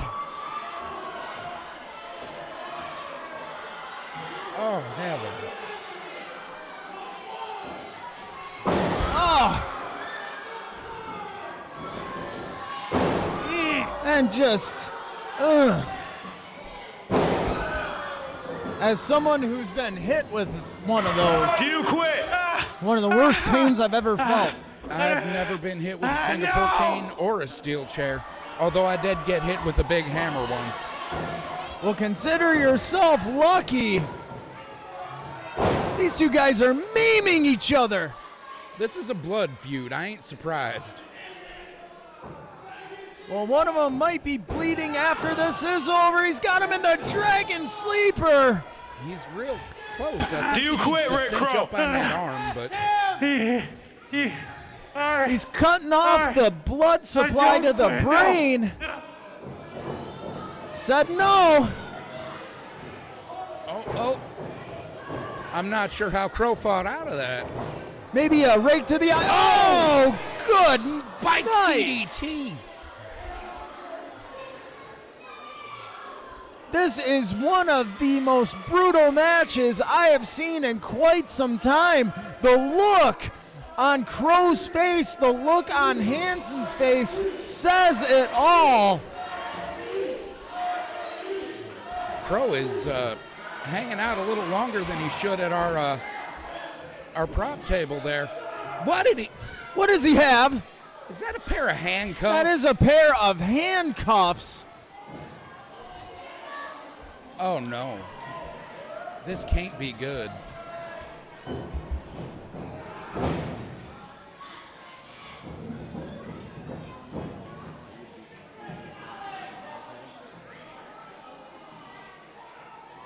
And what is he's handcuffing him? Hanson trying to fight back, but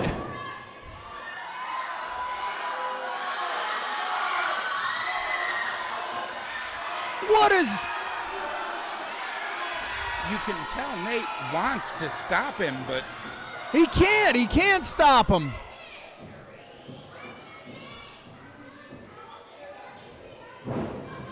And Hanson's defenseless. Hanson is defenseless. This is not a good position.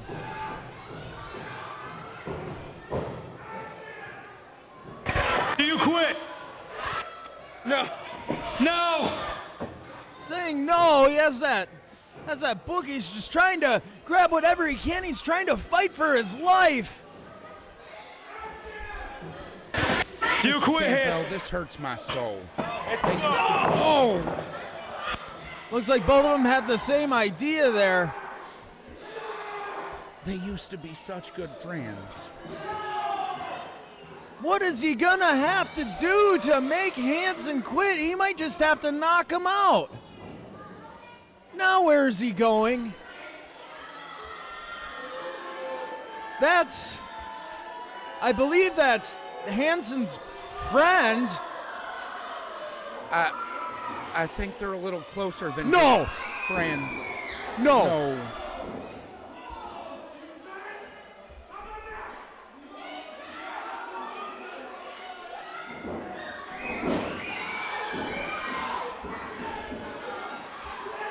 I quit!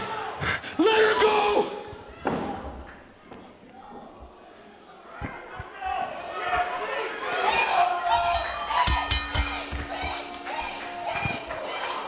Ladies and gentlemen, your winner of this match, player 1, Derric Crow!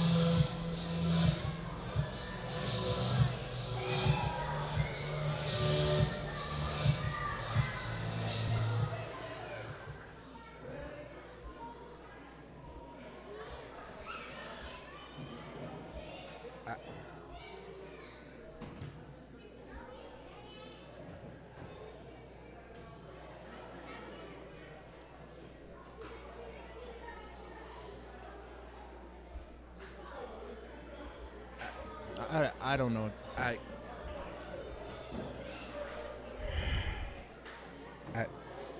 I can't even blame Stossel for this.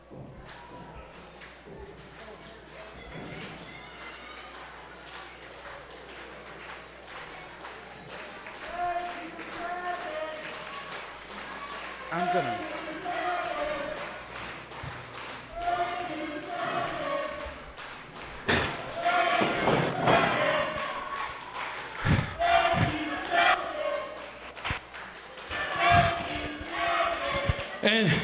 And thank you, IWE, for the wildest ride this dragon could ever ask for. Unfortunately, this match didn't end quite like I planned. But it is contractually obligating. And as I sit here and stare at my contract now in ashes before me, only one thing comes to mind. That when my life turned to cinders last time, I rose up from those ashes and I came back. Derric Crow, maybe it won't be me, but somebody, sometime, somewhere, you're gonna get your comeuppance.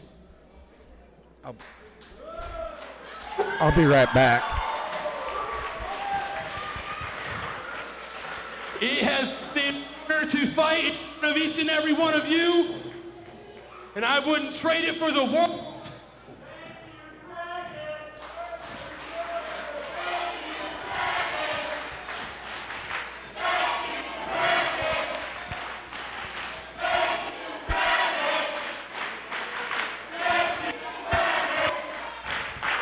Thank you.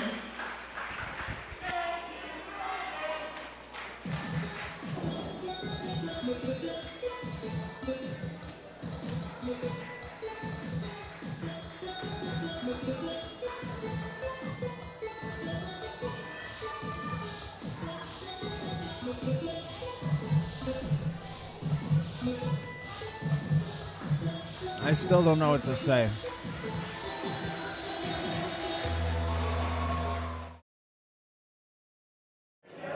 Corey Kerr, what happened out there? Tonight, I did what I promised you I was gonna do. I took out Cesar Ashur. And then Craig Stossel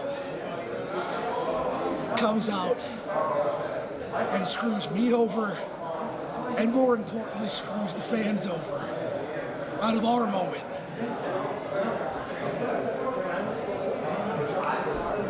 I said it out there, I'll say it again. This is not over.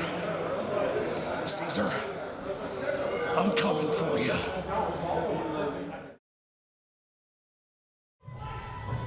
Well, here we go. I guess we're gonna forge on, and this is one of the matches that everyone has been dying to see. It just goes from bad to worse.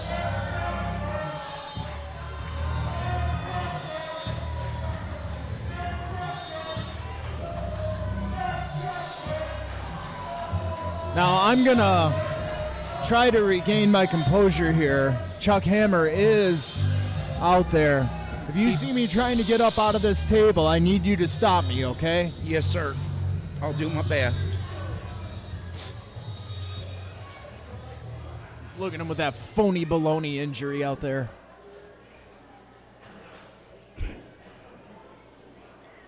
Hard to find good help these days. I think you have to turn the mic on, Goodman. Listen, my associate Chuck Hammer has suffered an injury, a debilitating injury. Yeah. Thanks to that man on commentary. Yeah, and I'll do it and again. His cheap shots and sneak attacks, John Campbell. I'll do it again. I'll do it again. So Chuck, unfortunately, will not be partaking in this match, but I don't think we need him in here to handle this little runt named Jared.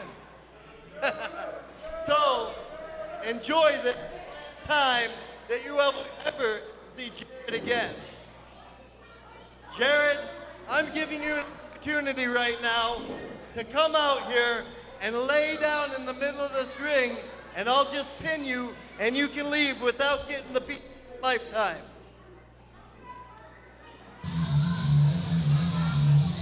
Well, here we go. I have known Jared for a while now, and he is the most dangerous referee, but he is in there with 3 professionals. And 2 of them damn big.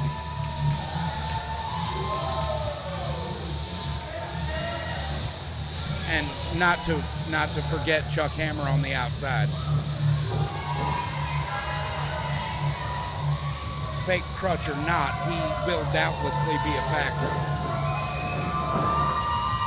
Well, it's probably a good idea he brought that chain with him. Nate's a smart man.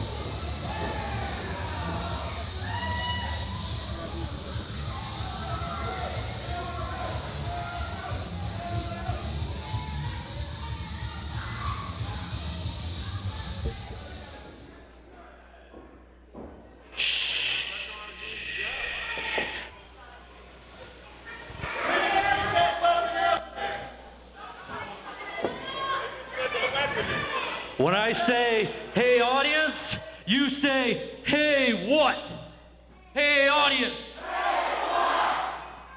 Are you having a good time? Yeah. Hey audience. Hey, what? Are you ready to have a great time? Yeah. Hey audience. Hey, what? Who's came here to see me kick Goodman's ass? Beep. That was a wordy dird. Hey, audience. Who came here to see me kick 7 shades of piss out of Ronald McDonald, Grimace, the Hamburglar, and Bootleg Sinbad?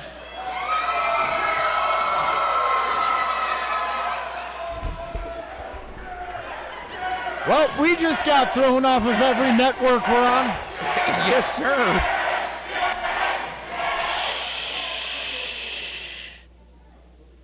Hey, audience. Guess what? You're looking at a bunch of dumb mooks. And you want to know why? These meatbags even read the contract they signed.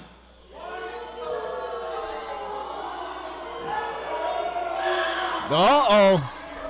Sounds like There's Jared's got a trick up his nothing sleeve. in my contract that says I can't have partners.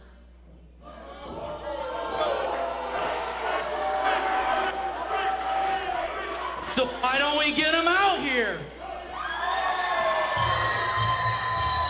It's the Creep Street Mafia! Business is picking up, Johnny.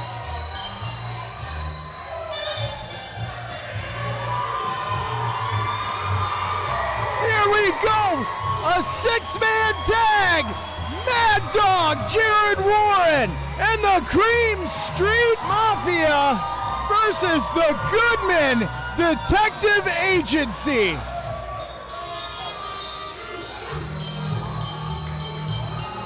This is such a happy song.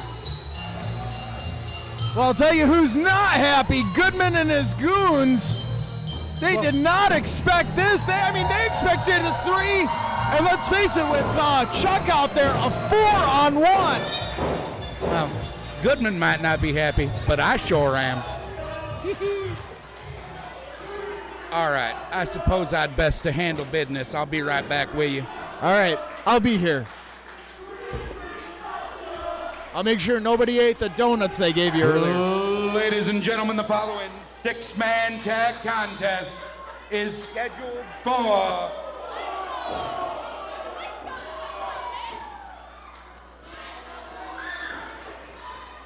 much obliged to you. Introducing first, a clutch of men whose weight and hometowns are well above my pay grade, escorted to the ring by the enforcer, Big Chuck Hammer. They are the mighty Bojack Patterson, the man of 1,000 victims, Sam Hex,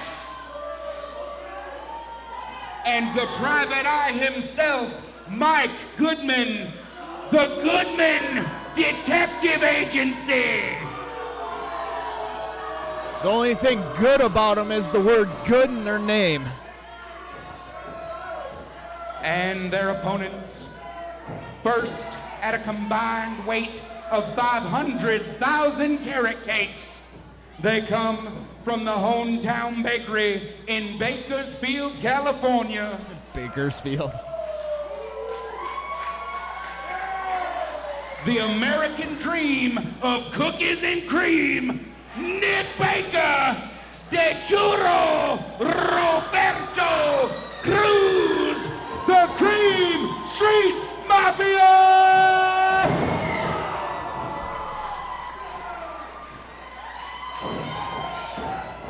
And their tag team partner, at a stout 5'7", weighing in at 200 pounds of twisted steel and bicep appeal, he hails from West Branch, Michigan. Not only is he the most dangerous man in the game, but he is a fuel-injected suicide machine. He is a rocker, a roller, and out-of-controller. He is Jared, the Mad Dog Warren!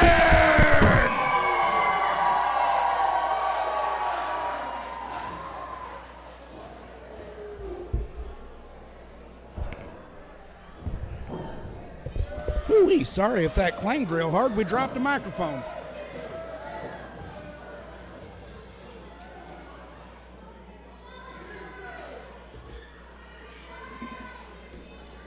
Business is about to pick up, ladies and gentlemen.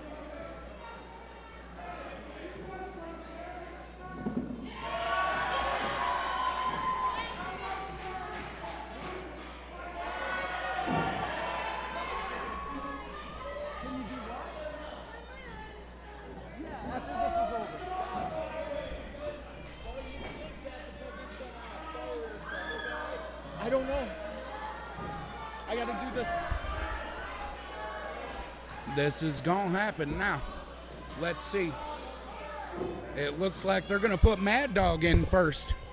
And this is what the people want to see. People have been wanting to see Jared get his hands around the neck of Mike. And look at Mike Goodman. Maybe Mike Goodman finally got some guts. Oh, I don't know about that. Got a tenor, says bell rings, he wins, or runs. I can't believe Mike Goodman is actually starting the match. Oh, come on. Oh, yes. Stretch him out. Well, heaven forbid he pull And a here hammy. we go. Is he actually gonna?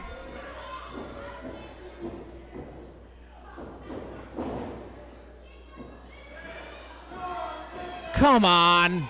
What a coward. Yomi Tan. I wouldn't expect anything less from Mike Goodman. I wouldn't expect anything more either.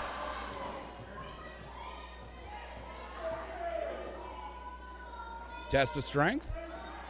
Bojack's a pretty big feller. He might have a shot in this one. I don't know. Don't count Jared out. No, them arms are huge.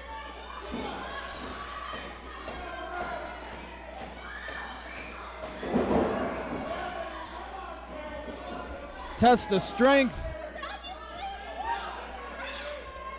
Jared powering up. Oh. Swinging that knee. And like we said, Jared, he is used to being a referee, the most dangerous referee, but he's never been in there with a world-class athlete like Bojack Patterson kicking him off. And tags in Roberto Cruz. Roberto firing up. Bojack got a grip on them ropes. Oh. Knee to the gut. Shoots him off. Reversal. Hangs on. Hits the ropes. And a big kick sends him down. And a 2 count only. Now, Jared, come on. I know you're used to being the one getting argued with, but still. Well, the shoe's on the other foot now, you know. You right. Tags in Nick Baker. They playing patty cake.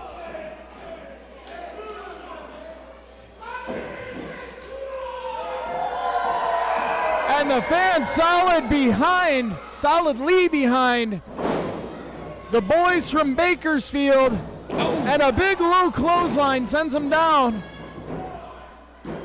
Not enough. A 2 count only. Baker ain't going to let Bojack get to that corner, though. No, absolutely not. Nick Baker, he is a veteran of the ring wars for many years. Highly skilled in tag team wrestling. The Cream Stream Mafia, they know how to cut the ring off. They most certainly do. Snapmare sends him down. Knees to the gut and a leg drop. Maybe he's trying to make him Bojack again. I almost feel bad for Bojack. He's getting stomped. Oh, don't feel bad for anybody on the Goodman Detective Agency. They're not worth your time. Yeah, you're right. And tags in Jared. And listen to these fans. Jared, the most dangerous referee, sends him into the corner, and he's just working him over. Tags in Nick Baker again.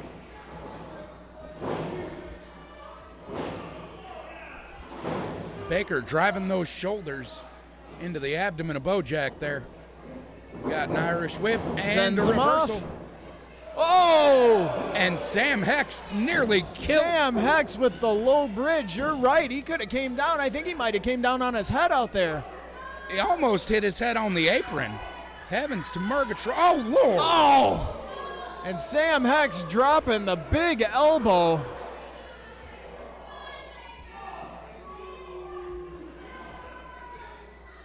Ooh. And just working him over.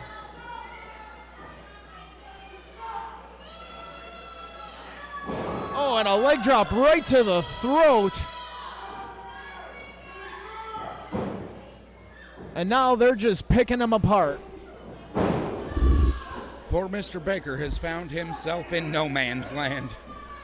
I mean, you could say what you want about Mike Goodman, and there are many things, and I mean, I'd be here all night. Very few of them are nice. Yeah, very few of them are nice, but you can't take away the fact that Mike Goodman is a very smart man. He has some of the most capable wrestlers in his group,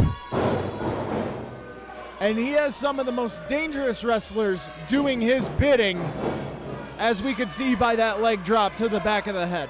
And he is a fairly dangerous strategist as well. As soon as they got control of this, Mike Goodman started barking orders.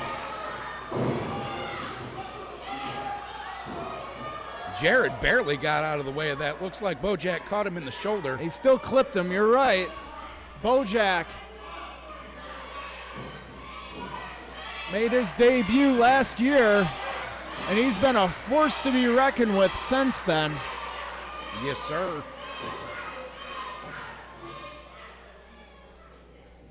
And the fans trying to rally Nick Baker, but it's hard when you're in that corner and you have three people beating on you. And you got no way to be sure if a fourth ain't gonna show up. Reversal. Sends him back into the corner, and a clothesline, and both men are down. Baker's reaching, crawling, scooting. And he didn't make it. Oh, so close. Good ring awareness on Bojack to stop him. And that's one thing about tag team wrestling. Tag team wrestling is a lot harder than, say, your standard one-on-one match, because not only do you have to worry about what your opponent's doing, you have to worry about sometimes what 2, sometimes 3, 4 other people are doing, and you can't have eyes in the back of your head at all times, and stuff like that right there. Just when you think you're going to get that tag, it gets cut right from you. Yes, sir. Nick Baker fighting back, though. Really going after him is Sam Hex. Oh, and a huge suplex. That takes some juice. Nick Baker is not a small boy. Absolutely not. Sam Hex is a very powerful wrestler. And Sam Hex is about to show off how a big man flies. And a diving headbutt right on point. Crew's trying to rally the crowd. Oh, Lord! Standing moonsault. And a 2 count only. That's I can't believe he kicked out after that. I feel like I would have give up just because a big dude like that managed a backflip. Well, Nick Baker is resilient. He can take a beating. He can dish it out. We got a tag. I believe Bojack's coming in. Maybe a little miscommunication there. It looked like Bojack wasn't ready to go in, but he's in nonetheless. Let's see if that little hesitation comes back to bite him.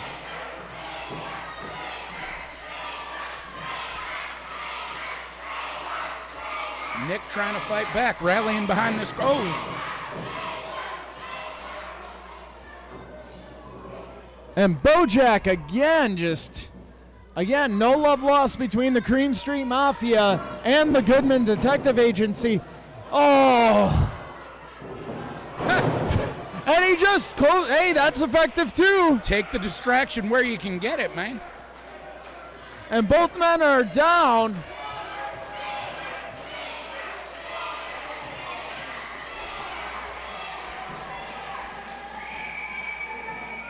Baker up to his knees. Bojack stirring up to his knees.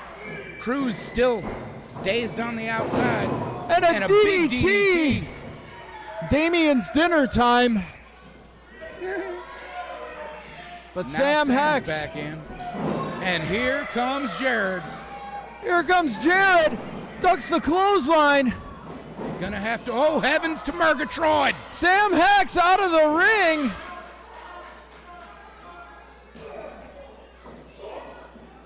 Mind the table, boys. Let's not be breaking equipment now.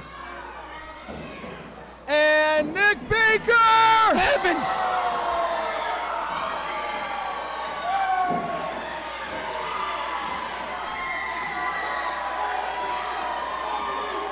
My heart stopped for a minute. And this is what the fans want to see! Oh, Goodman doesn't realize, does he? Yeah. And Jared just firing in at Mike Goodman. And listen to these fans. Oh, he misses. Goodman has it. No, he misses. That'll hurt your tailbone. Jared stalking Mike Goodman.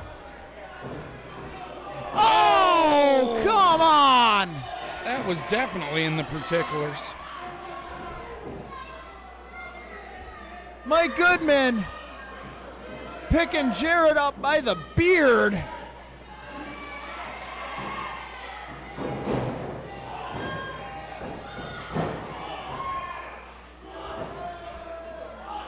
Driving that shoulder into the turnbuckle there.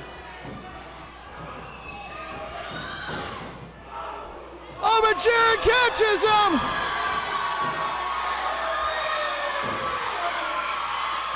And drags him down!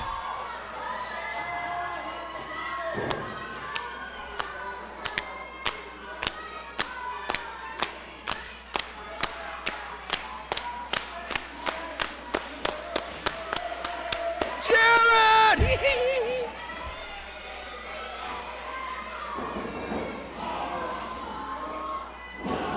Oh, it's like Christmas.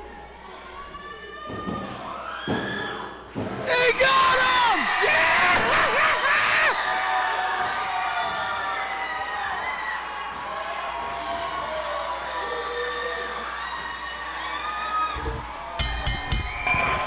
Ladies and gentlemen, the winner of this contest, by way of pinfall, the Green Street Mafia and Jared, the Mad Dog Warren!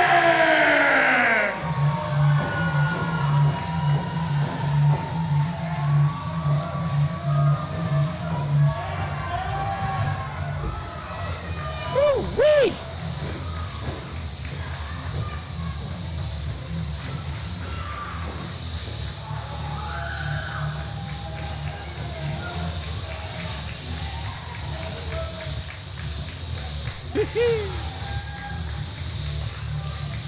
Oh, there ain't a lot in this world pleases me like watching Mike Goodman get his comeuppance. And all of Houghton Lake is celebrating. Now, John, mind your blood pressure. Or maybe don't. Oh, heaven.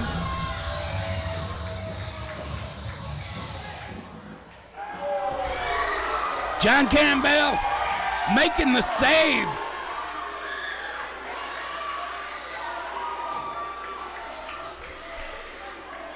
Well, I'm going to have to pull a Tommy because I can't see.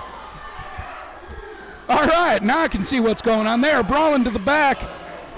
Nick Baker's still on the ground. Mike Goodman running for his yellow dog boy life. Baker's coming back to his feet. The Goodmans are gone. John Campbell's gone. I am on my own out here, people. But there's the music. Jared Warren, Nick Baker, and Roberto Cruz have finally given Mike Goodman his comeuppance, and I could not be happier. Hey, somebody give me some streamers. I don't think they heard me.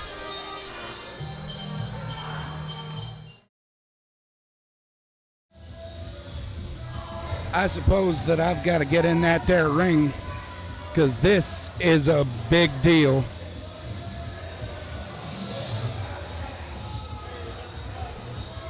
So, I'll come back to y'all in a little while. Let me go do my job.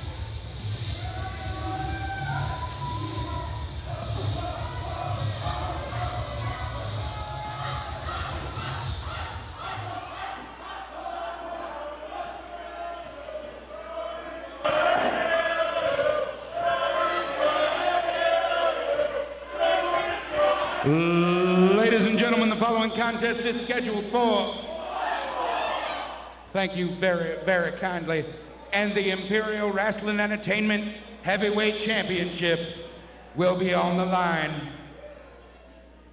Introducing first, the challenger. He is the biggest, baddest member of Team Ratings.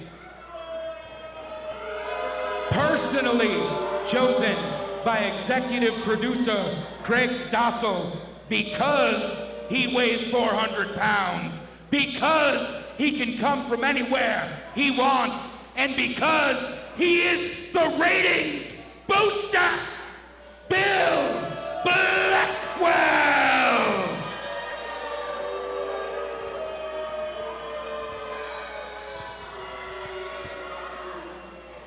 And his opponent,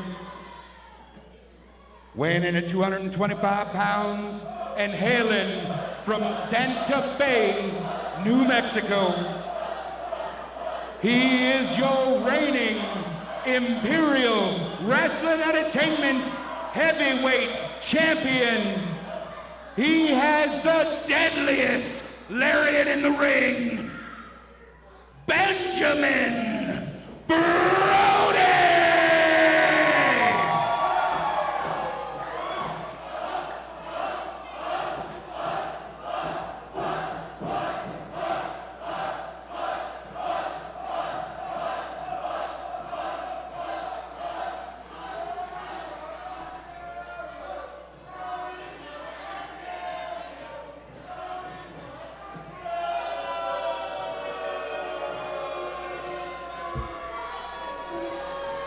All right, y'all, I'm back.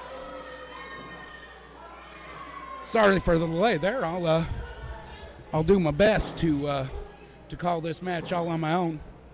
Lil Weston there going to grab some gear and pick up that beautiful Imperial Wrestling Entertainment Heavyweight Championship. Dirty Dan Tanner in charge of this match because President Greene ain't around to stop him. And there's the bell. I think Brody knows that he's fighting at a disadvantage here, and not just because of the size, but specifically because the referee is working against him. And team ratings could appear at any given moment. Looks like Blackwell's trying to talk him into a lockup or a test of strength. I know Brody ain't the brightest bulb, but he ain't dumb. I don't think he'd go for it. But I suppose we're about to find out. Crowd immediately behind Brody as soon as he starts moving. The chant starts. There's a big lockup, and Blackwell, heavier, stronger, far more dangerous. Blackwell looks disappointed that Brody couldn't push him. Brody looks frustrated. They're circling. Blackwell calm. Brody mad. They're going to go for another lockup. And a grip of the hair.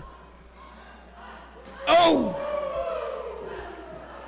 Oh! Oh! Big headbutt. I don't know how Brody's going to handle this one. This is not an ideal. Oh, trying to fight back. Big hands, throwing hands. Blackwell too strong. Shoulder tackle, no effect. Blackwell calling for a legit test of strength. Don't do it, Ben. It will not end well for you. Do not. And if you do it, kick him in the gym jams. You'll probably get disqualified, but odds are you'll keep the belt.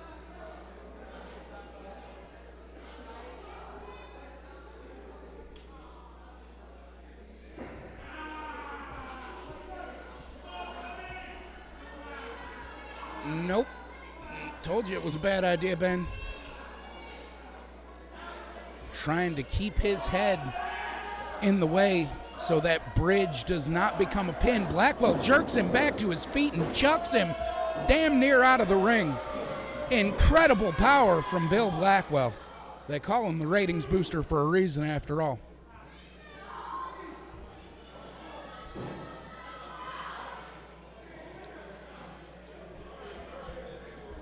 Dirty Dan Tanner not making any effort at all to be a worthwhile referee. Ooh, big slap to the back there. I can feel the pain. Oh, strong right forearm. Brody throwing hands, nothing. Takes an elbow to the back. Blackwell stopping to taunt the crowd. Throws a forearm right into Brody's head. Hooks him up. Oh, please no. Up for a suplex onto the ropes. Oh. Good Lord. Oh. Welcome back. You okay? I hurt my hand punching Chuck's head. It is a fairly hard target. Brody with the suicide. Oh, he caught him though. Oh, God. On that concrete floor. My God. There ain't a lick of padding out there. We don't have pretty pads here. We're not the World Wussy Entertainment. We don't have those pretty black mats out there. Oh, and into the post. My God. If Brody don't do something, he's going to end up in the hospital next to President Greene. And a slingshot. That was different. It was kind of fancy. I liked it.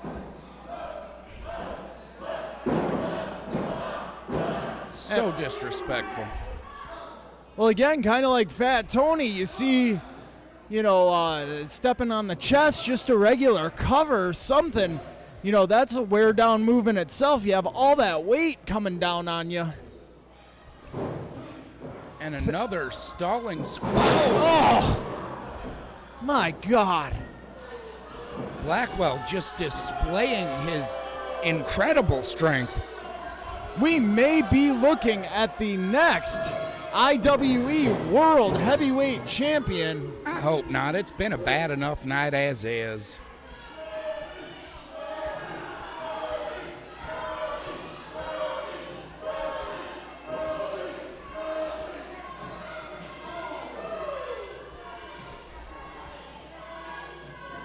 Brody's barely been able to get any offense in.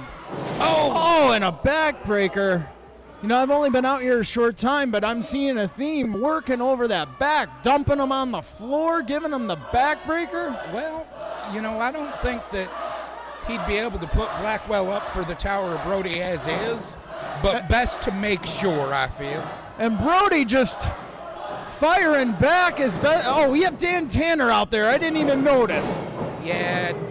Oh, float over. That's not a good place to be. Oh, heavens. Oh, just look at the power.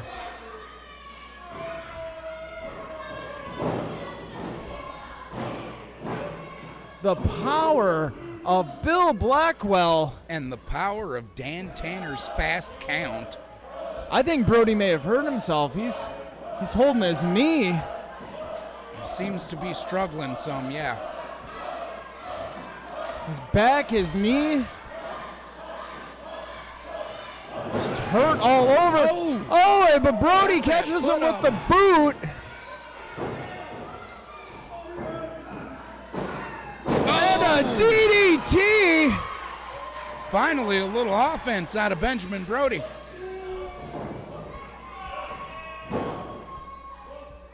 And Dan Tanner, come on. Come on. Yeah, that was to be expected.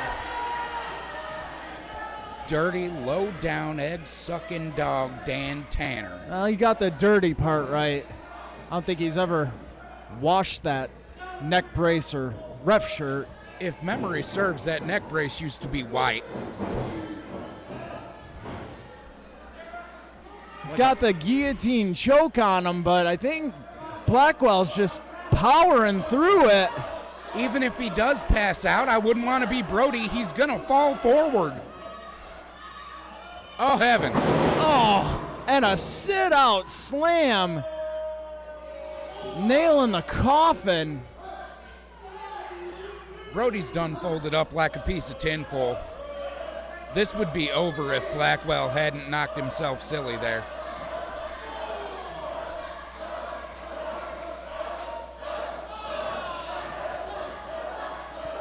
Crowd trying to rally behind Brody, and it looks like he's hearing him, kinda. He's stirring anyway.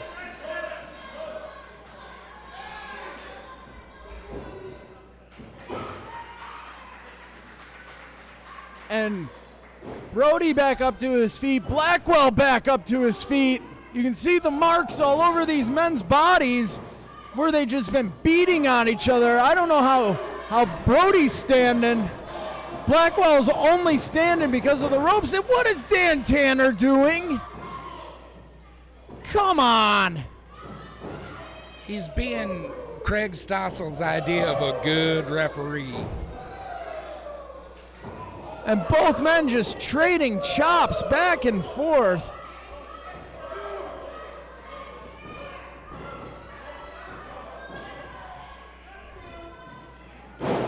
It's gonna take everything in Benjamin Brody's tank to come through this in one piece. But if anyone can do it, Brody can with the big lariat. There's two. Staggers the big man. Can he knock him down? Tanner. And Tanner. Taking yet another one for team ratings. Somebody better check the fifth row. I think Dan Tanner's head went sailing.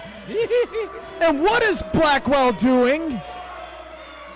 Blackwell out on the floor just looking for something. A weapon. He's got a chair. Brody proving himself a decent human being, checking on Dan Tanner. I wouldn't bother. Rolls through. Oh! Lariat on the chair. Blackwell struggles to his feet and takes a boot. And here comes Nate the Great. And a clothesline to the back of the head, right onto the chair, too. Ladies and gentlemen, the winner of this match by way of pinfall, and still Imperial And here Wrestling. comes team ratings.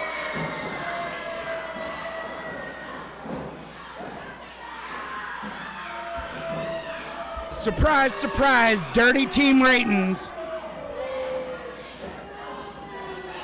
Brody getting the bricks beat off of, and here comes Sam Farmer.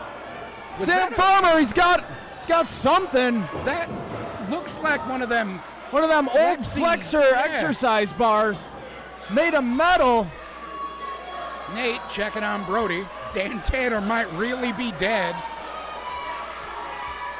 Bill Blackwell And team rating scatters.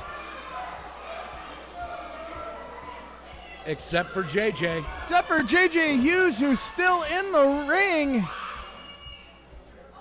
And who is waiting like a snake.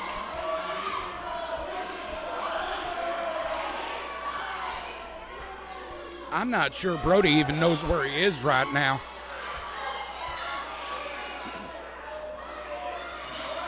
Finally gets to his feet, still favoring that. No. And they are face to face, and this is what the people have been wanting to see. He's back! He's back! Jacob Braun is back! Oh!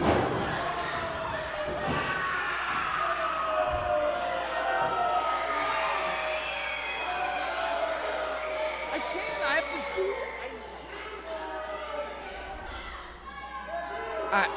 I don't know how he keeps getting in the damn building. I thought he quit.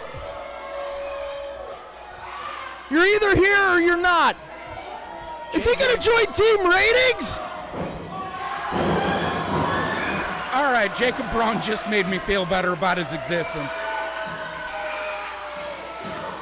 Not by a lot, but I like seeing the Archduke get his comeuppance. Yeah, but he's a quitter. He quit IWE. He shouldn't even be here. Just seeing him with that IWE title, this.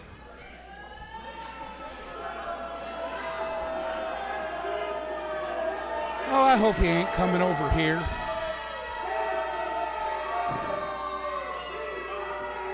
This is the darkest day in the history of Imperial Wrestling Entertainment.